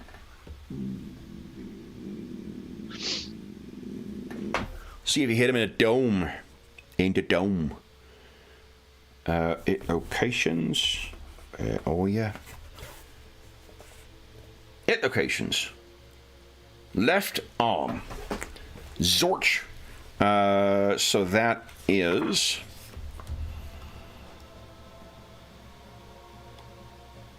oh, a good hit. Look at this. I'll put it closer to you here. Scorch away. He howls in pain. Oh, that hurts. Then it is Captain Aquare's turn. What are you doing, Captain? I am, and how far did you say? They are 20. I say 20 meters or 40 meters. I think I said 20 meters. Maybe I said 40. I don't know. Do you think we had anything drawn, or should we? I'm assuming you guys, as soon as you saw those orcs, you guys got weapons out in the event you needed to use them. Very good. Let's see, 20 meters. How does the... I'm thinking when I hear a strange sound in my house, I pick up a flashlight and wield it as a weapon. And I'm not on a dead planet with orcs, you know. Yeah, seriously. I want to eat my blood. I am going for cover. Okay. For the half, and then the other half, I am firing single shot with my Ryza plasma pistol. Nice. Actually, that's probably louder. Yeah, it's really hard not to make the sci-fi sounds in this game. Yeah. So go ahead and make your attack. It's the first time I've rolled this thing, I think. So here we go. This is your new weapon. Yeah, best craftsmanship, I'll have you know. Very nice. Best, which means no, it's not going to blow up in your hand. Always a good sign for a plasma pistol. Right. Okay. Okay. No aim. Oh, it's got a little form here, so I'm working on it. Let's see here. Nice. It's just like playing Witcher over again. Yeah. So declare include your dependents and. Right. So 20 meters. So now we have a range lesson coming up. So the range of the weapon is 30 meters. So it's in short range. Okay, that's what I needed to know. Filling out short range. Okay. Single shot. Other modifiers negative, right? The which modifier? Other modifiers negative, correct. There we go. Oh, and I think technically I was able to defend against that other one too. Oh. But that's okay. You surprised him. We'll say you surprised him this round. Yeah. Okay. Then. Do you want to fate point that? Better not. Okay. Next up is Alessander. What are you doing, Alessander? Okay, so There's Oaks coming in. he is definitely taking cover. Okay. He's very scared. So that's half an action. And then the regular attack. What's it called? Okay. Okay. And what All right, weapon here are you we go. using? I have a best hand cannon, which is a pistol. Nice. Its rate of fire is single. It has 5 shots. Its range is 35. Here we go. Okay, see if I can hit with it. It's short range. So no aim. Submit. Range is short range. Submit. Single shot. Yes. Submit. No Okay. modifiers. It's a lot of clicks. Yeah. Fate point that after all that. You know, fate point that? Yeah, we only have half an hour left, and Okay. I have 1 left. Seems correct. Okay, here we go. Go through this checklist again. No aim, short range, 1 shot. So close. All right, so you fire off. Hey, I like that gun. Regis, what are you doing?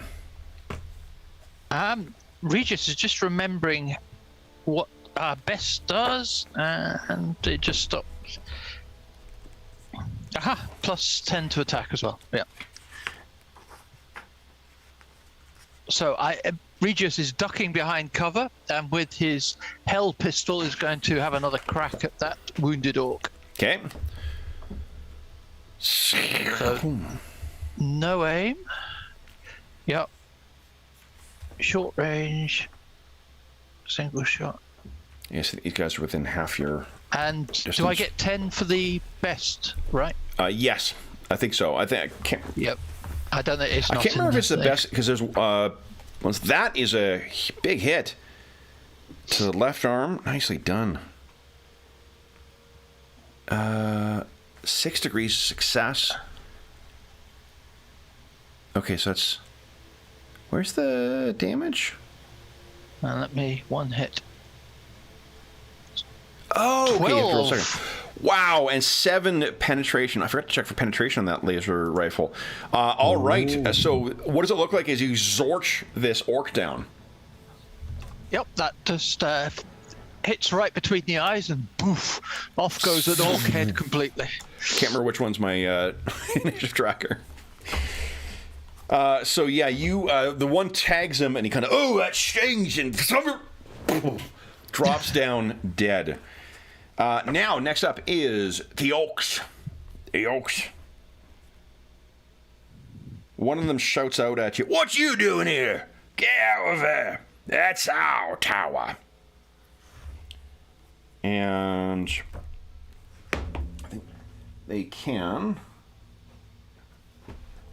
Gotta remember, days when I'm doing stone giants or orcs, I need to get something else from my throat. Oh, yeah. Yeah, they are. Gnomes and goblins are easy to do all night. The other ones are a little more taxing. Liches as well. Okay. Move. That sounds good. So they're starting to step forward, and every one of them just says... So the way cover works in this game is it just covers certain hit locations. So I'm assuming like half of your body is behind things as you're shooting, and it's if I hit that location, the structure takes the damage instead of you. All right. Okay? So, let's see what's going on here. 1D100. All right, let's get them shooters going, boys. Short range. Fortunately, our ballistic skills not terribly good. It's only a 30% chance. Let's see. I'm going to shoot at... the guards are the ones who open fire first, so I think we'll shoot them first. So first, at the guard, unrecognized command. This thing can't speak Orc. Let's try this again. There we go. That's a miss. That's an hit on the second one. Wait, no, that's a 30. Never mind. I'm cheating. And the third guard, that's a solid hit. And that hits 60, which would be square in the body. So that's going to hit him, even in spite of his cover. So he takes, with my shooter, he'll have do they, 5. Do NPCs get dodges? Do they get reactions? Oh, they do. Yeah. He's got a 30% chance to dodge. Go ahead and give us a dodge. That would be Regis. Why don't you give us a 30% chance? Right. See if we can get out of the way. Get out of the way! Look out, man. 11. Nice! Oh. All right. Well then done. it is, so the top of the round, everyone click on their tokens. Let's see, Sean rolled last time.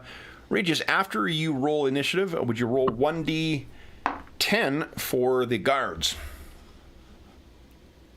The Oaks going on a 10 this time. Oh, a 4. Oh. Nice. And then 1d10.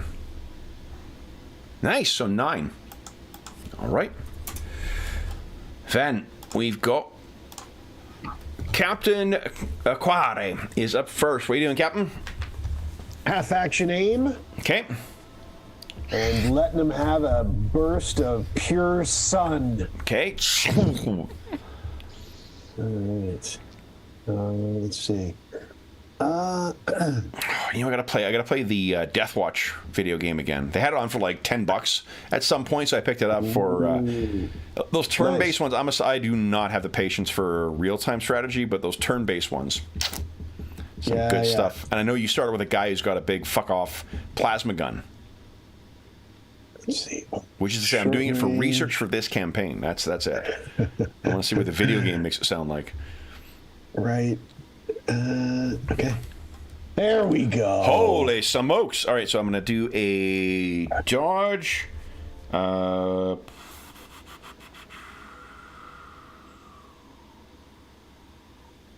This says penetration 6, by the way, if that helps.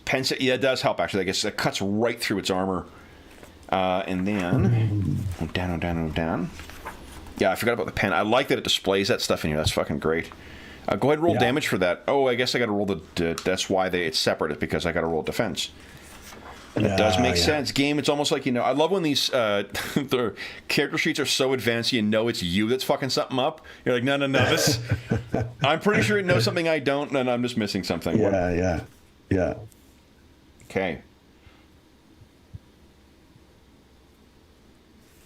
Okay, so dodge, 238. See if there's any modifiers.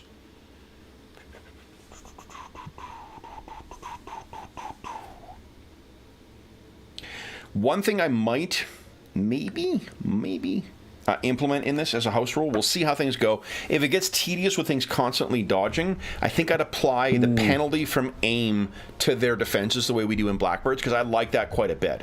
It decreases the chances of you guys getting screwed by my lucky dice. That is an unlucky dice, though, so go ahead and roll damage. All right. Come on. Big money. 15 points of damage. Look at this. It cuts right through his armor. Oop, not 51. Oh, hit me in my foot. That's gonna sting. It's on fire. My leg's on fire. Then it is Alessandra's turn. What are you doing? I'm going to also take aim and then shoot. Same guy, different guy? Let's focus fire here. Okay. Uh-oh. How many reactions do we get? I think 1. All right. Aimed. Yeah, I'm gonna double check here because I think that might be the balancing factor here. It's on page 236 in the 236. Thank CRB. you very much. Right side. Reactions. 1 reaction each round. Fabulous. Love this game. Okay. Nice hit. Yeah, great. And I can't dodge. He's already tried to get out of the way of that plasma shot, so just go ahead and roll damage. Okay. That's his leg again. You're going to shoot his leg off. We're just trying to shoot that leg out. Oh, he burned my leg. Alexander, his leg. Yeah, His you leg. just... Go for the leg. Blown clear off. I wonder, you know what? I just realized something. Guys. Oh, god dang it. No, never mind. Getting up close and personal with the... I can check which one is my initiative tracker by hovering over the thing on the turn order. Oh, cool. I will never forget which one is the initiative tracker anymore. Oh, nice. Yeah. Nice. Yeah. Can be taught. Okay. Yeah. So that is... Oh, Alessandro, you roll damage for your mono sword. Oh, did I click the wrong one? Yep. Oh. Let's go ahead and roll damage for your pistol. I mean, unless you charged, man. Oh, yeah, sorry, it's on the wrong... Yeah. Oh, yeah, my pistol's actually Yeah, I was better. thinking this was pretty ballsy to get in close and personal with an orc. Yeah. Okay, so 1 hit, is that correct? Yeah, that's fine. That's a hit still. Yeah, you rolled really well. Just go ahead and roll damage. Well, just ask you how many hits you got. Yeah. Oh, that's cool. Oh, yeah, your hand cannon. So exact same thing happens. It's the exact same roll, yeah. All right, then it is oak time. All right. They're tougher than they look. They're going to stop. And... Boy, oh boy. They'll really wreck us if they hit us. Okay, hold on here. I just want to check one thing. Stay positive, Regius. I'll stay behind cover is what I'll do. Well, we're all staying behind cover so far. Oh, I forgot to apply something because they are super fucking tough.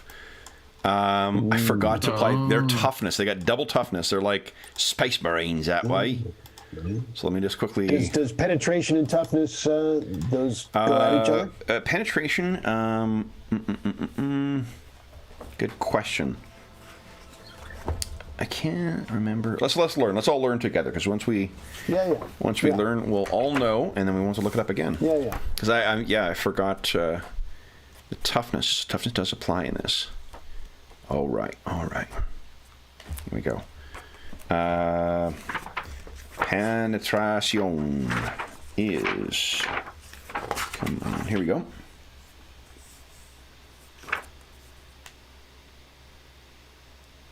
Just armor. Doesn't help with toughness, unfortunately. Okay. But that does mean that you didn't hit anything. So, unfortunately, you hit the other one. What that means is that one with the leg, that first one we'll get rid of altogether. This other guy, though, has only taken... you shoot him in the leg with that plasma pistol. He then you shoot with that follow-up with your hand cannon, Alessander. It hits him in the leg, and he looks up at you and says, "Is that supposed to hurt?" Yeah. I'll show you a gun. And they are going to each do a semi-auto burst here. So this will be plus 20. So I got a 40% chance of success here. So 40% at the first Aquare Guard. Miss. 40% against Captain Aquare. That was a big plasma shot here. It's a miss, and then one against the last one. Nope. So they're just firing away these things. Next up is the guards, guys. What would the guards like to do? This one is going to their weapons are what are they? Single shot and semi-auto? Single shot or 3. So that what it means, they can fire semi-auto burst. So with plus 10 to hitting every second degree of success, up to a maximum of 3. Yeah, semi-auto. Okay, so I'll be rolling a 40% chance, I guess. Go ahead. And you guys can each roll. We don't need to go individually. Oh, yeah. We might as well just... Yeah. We'll see who hits here. So that's a miss. Just because, I mean... Yeah. Might as well just go through them, yeah. Yeah. See if any of them are under 40. Oh! Okay.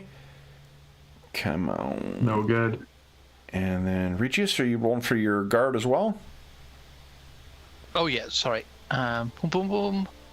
I was queuing myself up. No, it is ungodly 1D. hour your time. You're... The 100. Oh, so close. All right, Now, then.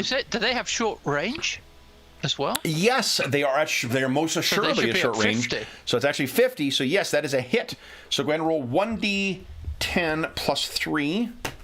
The last pistol, and then last gun, and 6. 0 penetration, unfortunately. And 44 be the left arm, so it scorches it, but these things are just, they can shrug off on unthinkable injuries, so it does nothing. It's like you're putting a flashlight on them. Regis, you're up next. What are you doing? I'm going to let rip with semi-auto on my, because I think I've got semi-auto on the Hellfire, on the... Hey, you know what's on the DM screen? Or the, whatever, trade something screen is all your weapons. Do you have a Hell gun or a Hell pistol? Hell pistol. Hell pistols, yep, ready to fire 2. Yep, You could fire so semi on that. Oh, and a miss. No, and a critical fail. Oh, cool. Oh, but I've got The best, I think it doesn't one. jam then. Yep. Yeah, okay, so you, it's a wild shot. That brings the end of round 2, guys. I think these orcs might close in and try and chop you with their choppers. These things tickle. Let's run around 3. Jeff, you're going to roll for the guards this time. Everyone else click on their token, and go ahead and click on initiative. The orcs. Oop, I got too many orcs in here. The orcs are acting on whoops. 6. I had unselected my token. Oh, yes, I did that. And then it's just a D10 for the D10, guards? yeah. D10 plus 3. Nice. 4. The guards are just putting along. The guards are a little disheartened by that last shot. The one squarely hit the orc and did not do really anything. All right, so Alessander or Regis, who wants to go first? You can go ahead if you like. Okay, I'll give it a go. I'll do a Semi-auto. a semi-auto. Okay. Let's go. Come on. Auto, and then a 10 on here as well. And come on. Yes! 7 degrees of success. So you hit with 2 shots. I don't think he's gonna. They don't think you can hurt them. So go ahead and roll damage with 2 hits. They are overconfident. That is going to make him cost it. So the first one, hold on, 4 and 4. So he's the one who got hit before. He says, "Yeah, that tickles." Yeah. And then you're like, you fire 2 shots. Scorching, burning flesh comes off. He's down. Then it is Regis's turn. Oh, it was Regis's turn. It is now Alessandra's turn. Yeah, I'm gonna take aim again and fire. Oh, yeah, I forgot to change my ammo last turn. You got remember short range, so plus 10 to hit. Yeah, here we go. Okay. Attack, aiming. Short range. Come on, gun. Do your thing. No! I don't have any more. No fate points left. All right, Captain Aquati, what are you doing? Half action aim and fire. Okay. Oh yeah, that plasma pistol again. Oh, you got one fate point left. Yeah, I'll use a fate point. Nice. 2 sessions in a row, no fate points left by the end of the game. Yep. That's a job well done.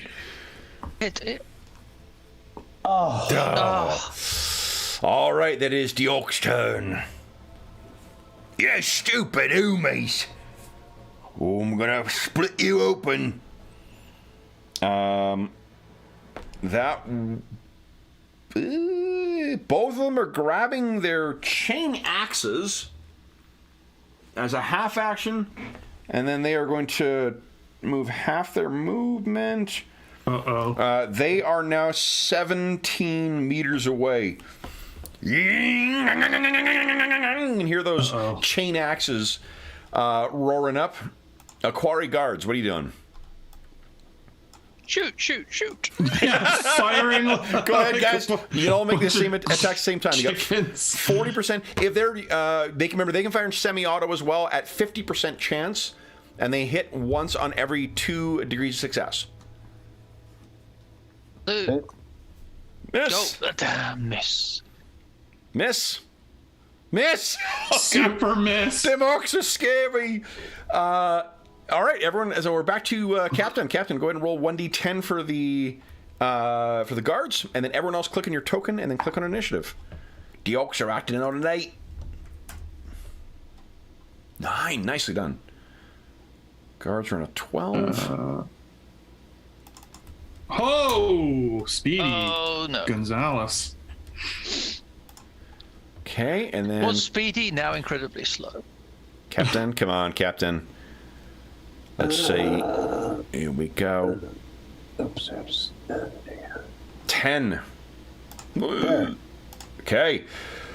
First up is Alessander. What are you doing, Alessander? The sweat is just flying off his face. He is going to fire. Okay. Is there like a more quick fire I can do with a pistol? What kind of pistol do you have again? Hand cannon? Yeah, it's a hand cannon. It's a single rate of fire, but can I yes, unfortunately you can only fire once. Single. Oh, okay, Yeah. so then I might as well aim. Yeah. There's no point in not aiming then, basically. No. Okay, here we go. I mean, I need the aim because I'm not very good. Are they closer now? They're 17 meters away. It's once they get to 2 meters away, it becomes point blank. Then it's point. Oh, okay, I see. And you don't want that. No. No, I don't want that. That's a hit right in the head. Oh. Okay, go ahead and roll damage. All right, here we go. So Come it's still on. just one hit, right? Just toughness right now. Come on. Big money. There you go. Oh, that's a good roll. Oh, that's gonna sting. Clarks him right in the head. Yeah. Then it is the Aquati guards. Everyone go ahead and make an attack. Again, I'm assuming they're just unloading with their las guns. 50% chance. Every 2 degrees of success is 1 hit. Oh my god. They're shitting the bed. Holy smokes. Nice! Critical hit, though. Chris. Wow. So that's 3 hits and a hold on. Nice. And I think I rolled a hit. That's a head. 40 is exactly a hit, right? 40 is a hit. Yep. So you get 1 hit. So yours, Jeff, 1d10 plus 3. I'm just checking to see if you get to actually do a critical hit with it. No. Where is it here? Yeah, so unfortunately that doesn't even get through its hide. And, all right, playing the game. Here we go.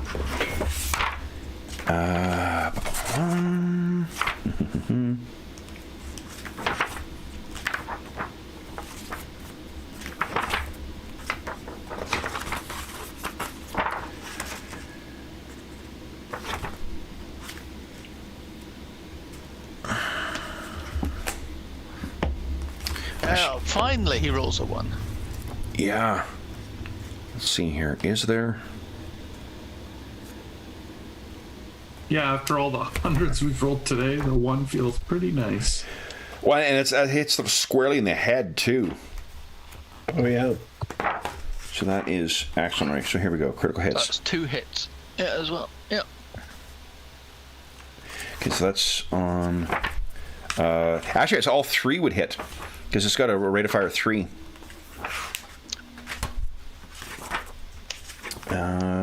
And...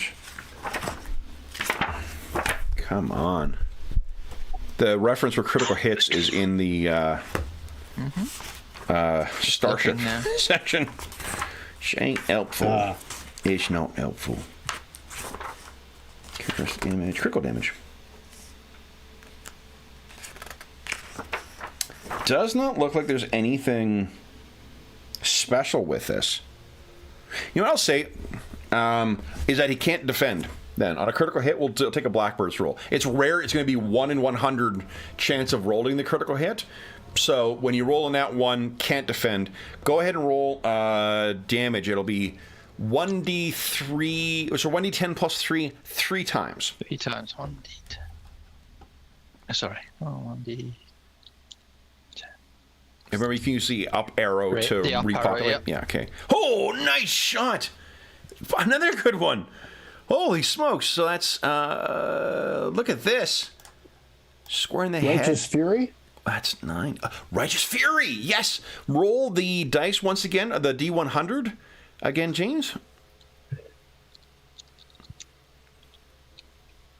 Good call. That would be a hit as well on the same terms. So go ahead and roll 1d10 again.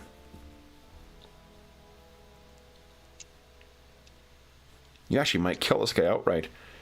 Oh. Yeah, actually, so it's charging in. Your one guy's freaking out. Alessandro, you shot the guy in the head with your hand cannon. Kind of knocked him back. He's like, it doesn't. And then it's just kind of vaporized by the lasgun fire from the guard. Nice. And then, Captain, you got 1 orc left charging in.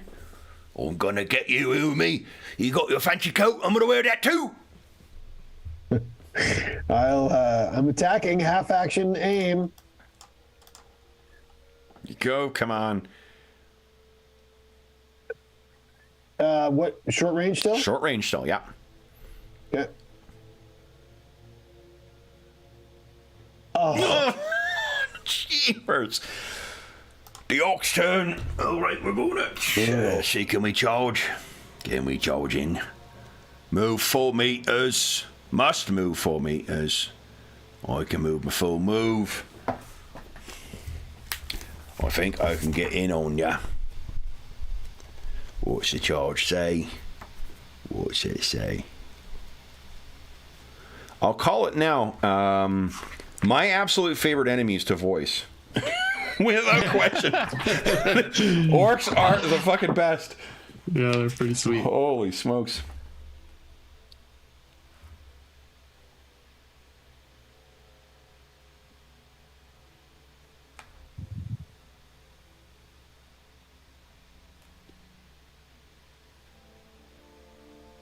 Oh, he's winning his charge move. Captain the quarry. Here you come. Go. He tries to bring it down at you. This is, he gets plus 10 from the charge. There we go.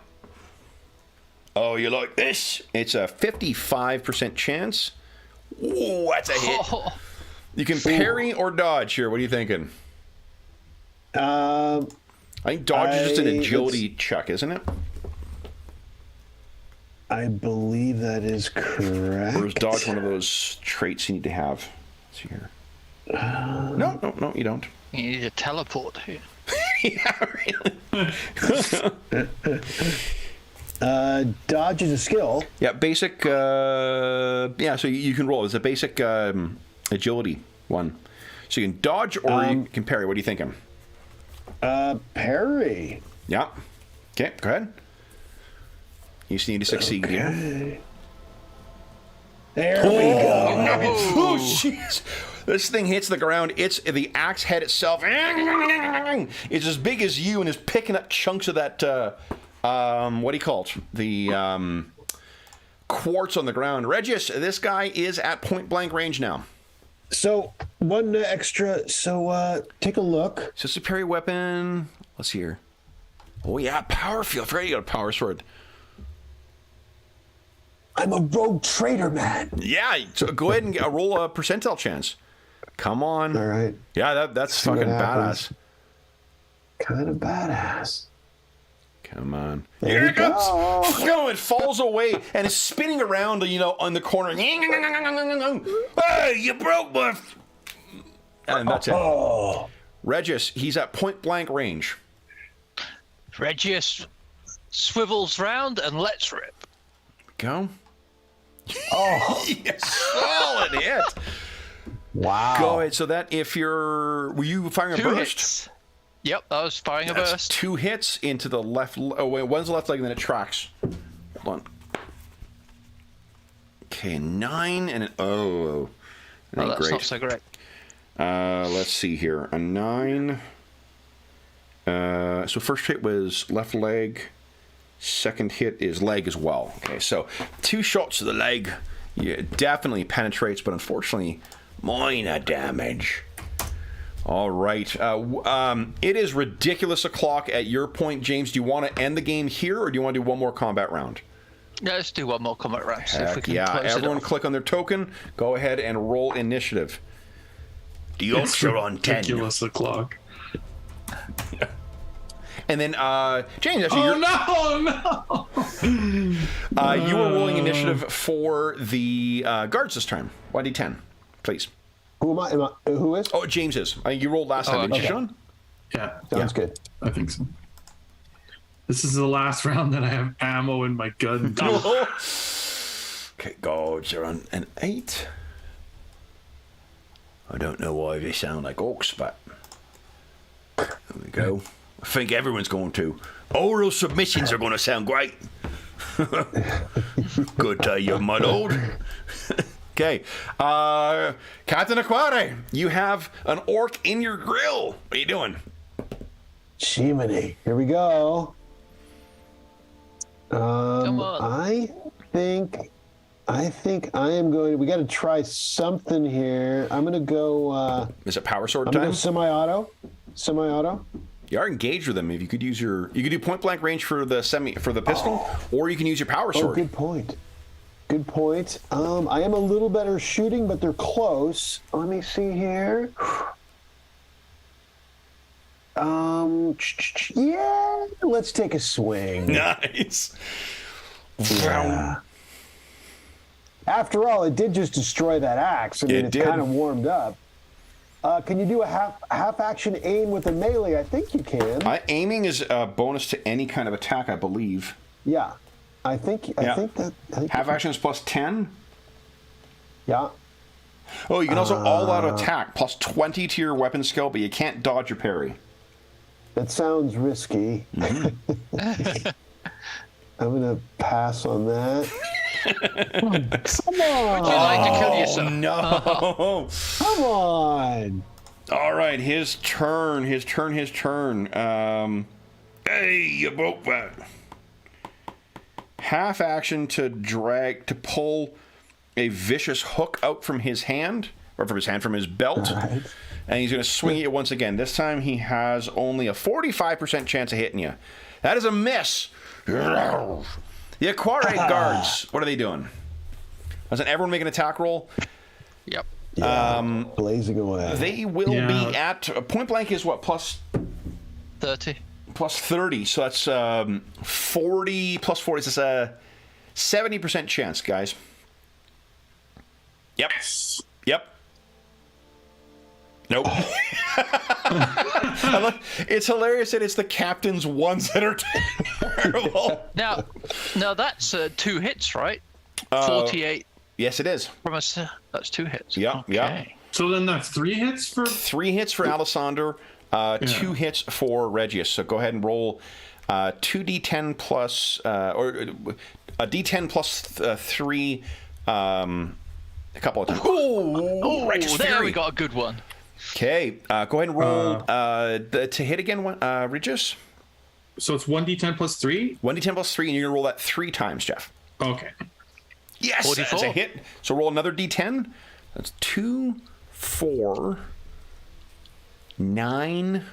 Oh, there's a good one again. Guys, what does it look like as the Aquade guards just bring this one down to a steaming heap of green? Pew, pew. Yeah, just turn their guns and just full Yeah, they're just panicking. spray. Yeah, like panic spray, basically. I turned to my aquarium guy. So well done, that man. Yes.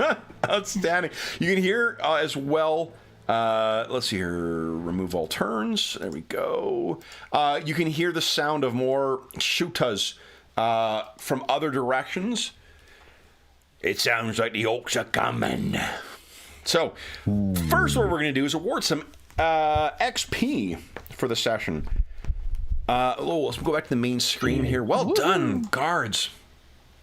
Really? Done well. Well done, explorers. What a heck of a session back. I thoroughly enjoy this game. This is such a fun game to run. My goodness. Yeah. It's very good. Okay. Let's see here. I'm glad I spent some money on ballistic skill. Oh, nice. Yeah. I meant it for the ship combat, but hey, turns out it's good with the hell pistol too. Yeah. Oh my gosh. I can't believe you didn't lose a single guard to them too. Oh, right. Yeah. I think we said, 500 XP. I think so. That's what it's So guys, welcome to your new tier. Yeah. Yeah. Although I think you have to have spent it, just to everyone keep that in mind. Oh, You have to okay, have yeah. spent So the so we 7,000. we could do one spend and then we go up a tier. Or Okay. Yeah. something. As well, I think that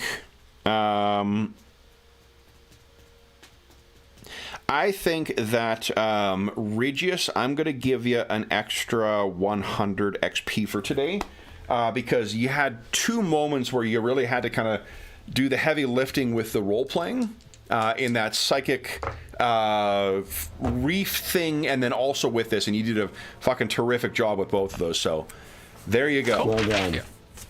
Okay. Then, for those listening at home, thank you so much for joining us for Session 5. God, I'm glad to be back to this game. Wow. And Dave, we missed you. You were here in thought. We only did a couple of things that your character would be ideally placed to perform, but I'm sure we'll find more trouble for you next time. Yeah. As is always the case for those listening at home, if you have any comments, questions, or concerns regarding the session, the campaign, or the game we're playing, please don't hesitate to leave a comment in the comment section of the video, and I'll endeavor to reply in a timely fashion. In addition, there's a link down below to the Dungeon Musings Discord server, where all of us are active. We have channels there dedicated to this campaign, every other campaign. Do we have for this? I think for this game. And then every other game we run on the channel, as well as a ton of other great channels like Finding a Group. There's a terrific community that's built up over there, and you are more than welcome to join us. Tons of great, terrific people. Finding a Group you can find over there. What else? There is also down below a link to our friends at Noble Knight Games. Noble Knight Games is the preeminent unionized retailer of hard-to-find and out-of-print RPGs in North America. Not only do they have an amazing selection of brand new role-playing games, board games, and card games, they also have an unmatched selection of hard-to-find and out-of-print RPGs.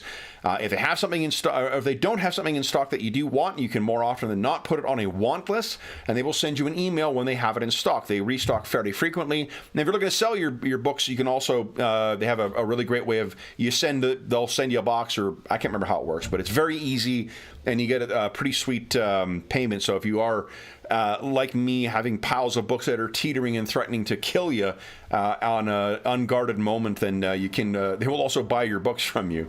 If you make a purchase through their website, though, of $10 or more, be sure to enter the code THEMUSE at checkout, and you will save yourself 10% on your purchase. Those of you who are living within the borders of the continental United States as well, too, they have deals on shipping.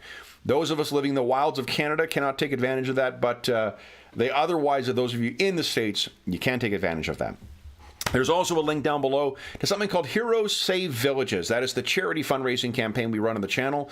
It benefits the SOS Children's Villages International, a really amazing organization active in over 130 countries, benefiting over 80,000 orphaned and abandoned children, including ongoing relief efforts at the time of recording in Ukraine and the surrounding countries. Not only do you get a chance, first off, all donations that go through that link go directly to SOS Children's Villages International. None of it goes to the channel or any other middleman. It just goes to help out the kids who benefited. And we have kicked off a brand new campaign for 2023.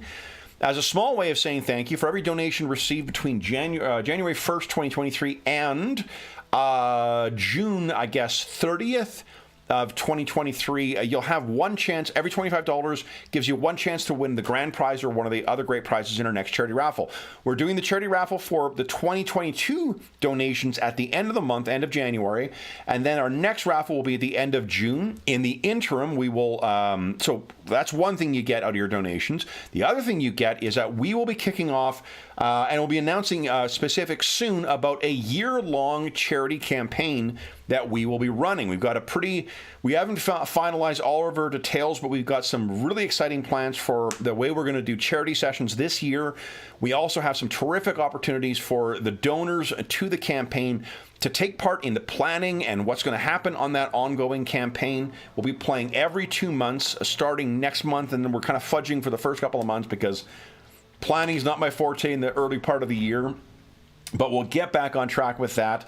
And in addition to that, we've got some really exciting prizes in addition to the great gaming stuff that we'll be announcing fairly soon as well. Things that I think I should say, these are unprecedented prizes. So it will be something very exciting. In addition, as a reminder, all donations go directly to SOS Children's Villages International. So not only do you get a chance to win some cool gaming stuff, to have a say at what's happening in our ongoing charity campaign for this year, you also get a chance to help out some kids who could really use some help. The last thing I will say is a huge thank you to our brave explorers. So Jeffrey, Sean, and most especially James, who is up to, again, ridiculous o'clock in the morning in order to play. Thank you so much for playing today, guys. This was a great return to this campaign. Thank you. Yeah, good times. All right. For those listening at home, we will be back in the Coronis Expanse in 2 weeks' time. Until then, we hope that we gave you a few hours to take your mind off the troubles of our world and see what the troubles that our heroes are uncovering in the wilds of the Coronis Expanse. And until you see you again, stay safe, stay healthy, and happy gaming.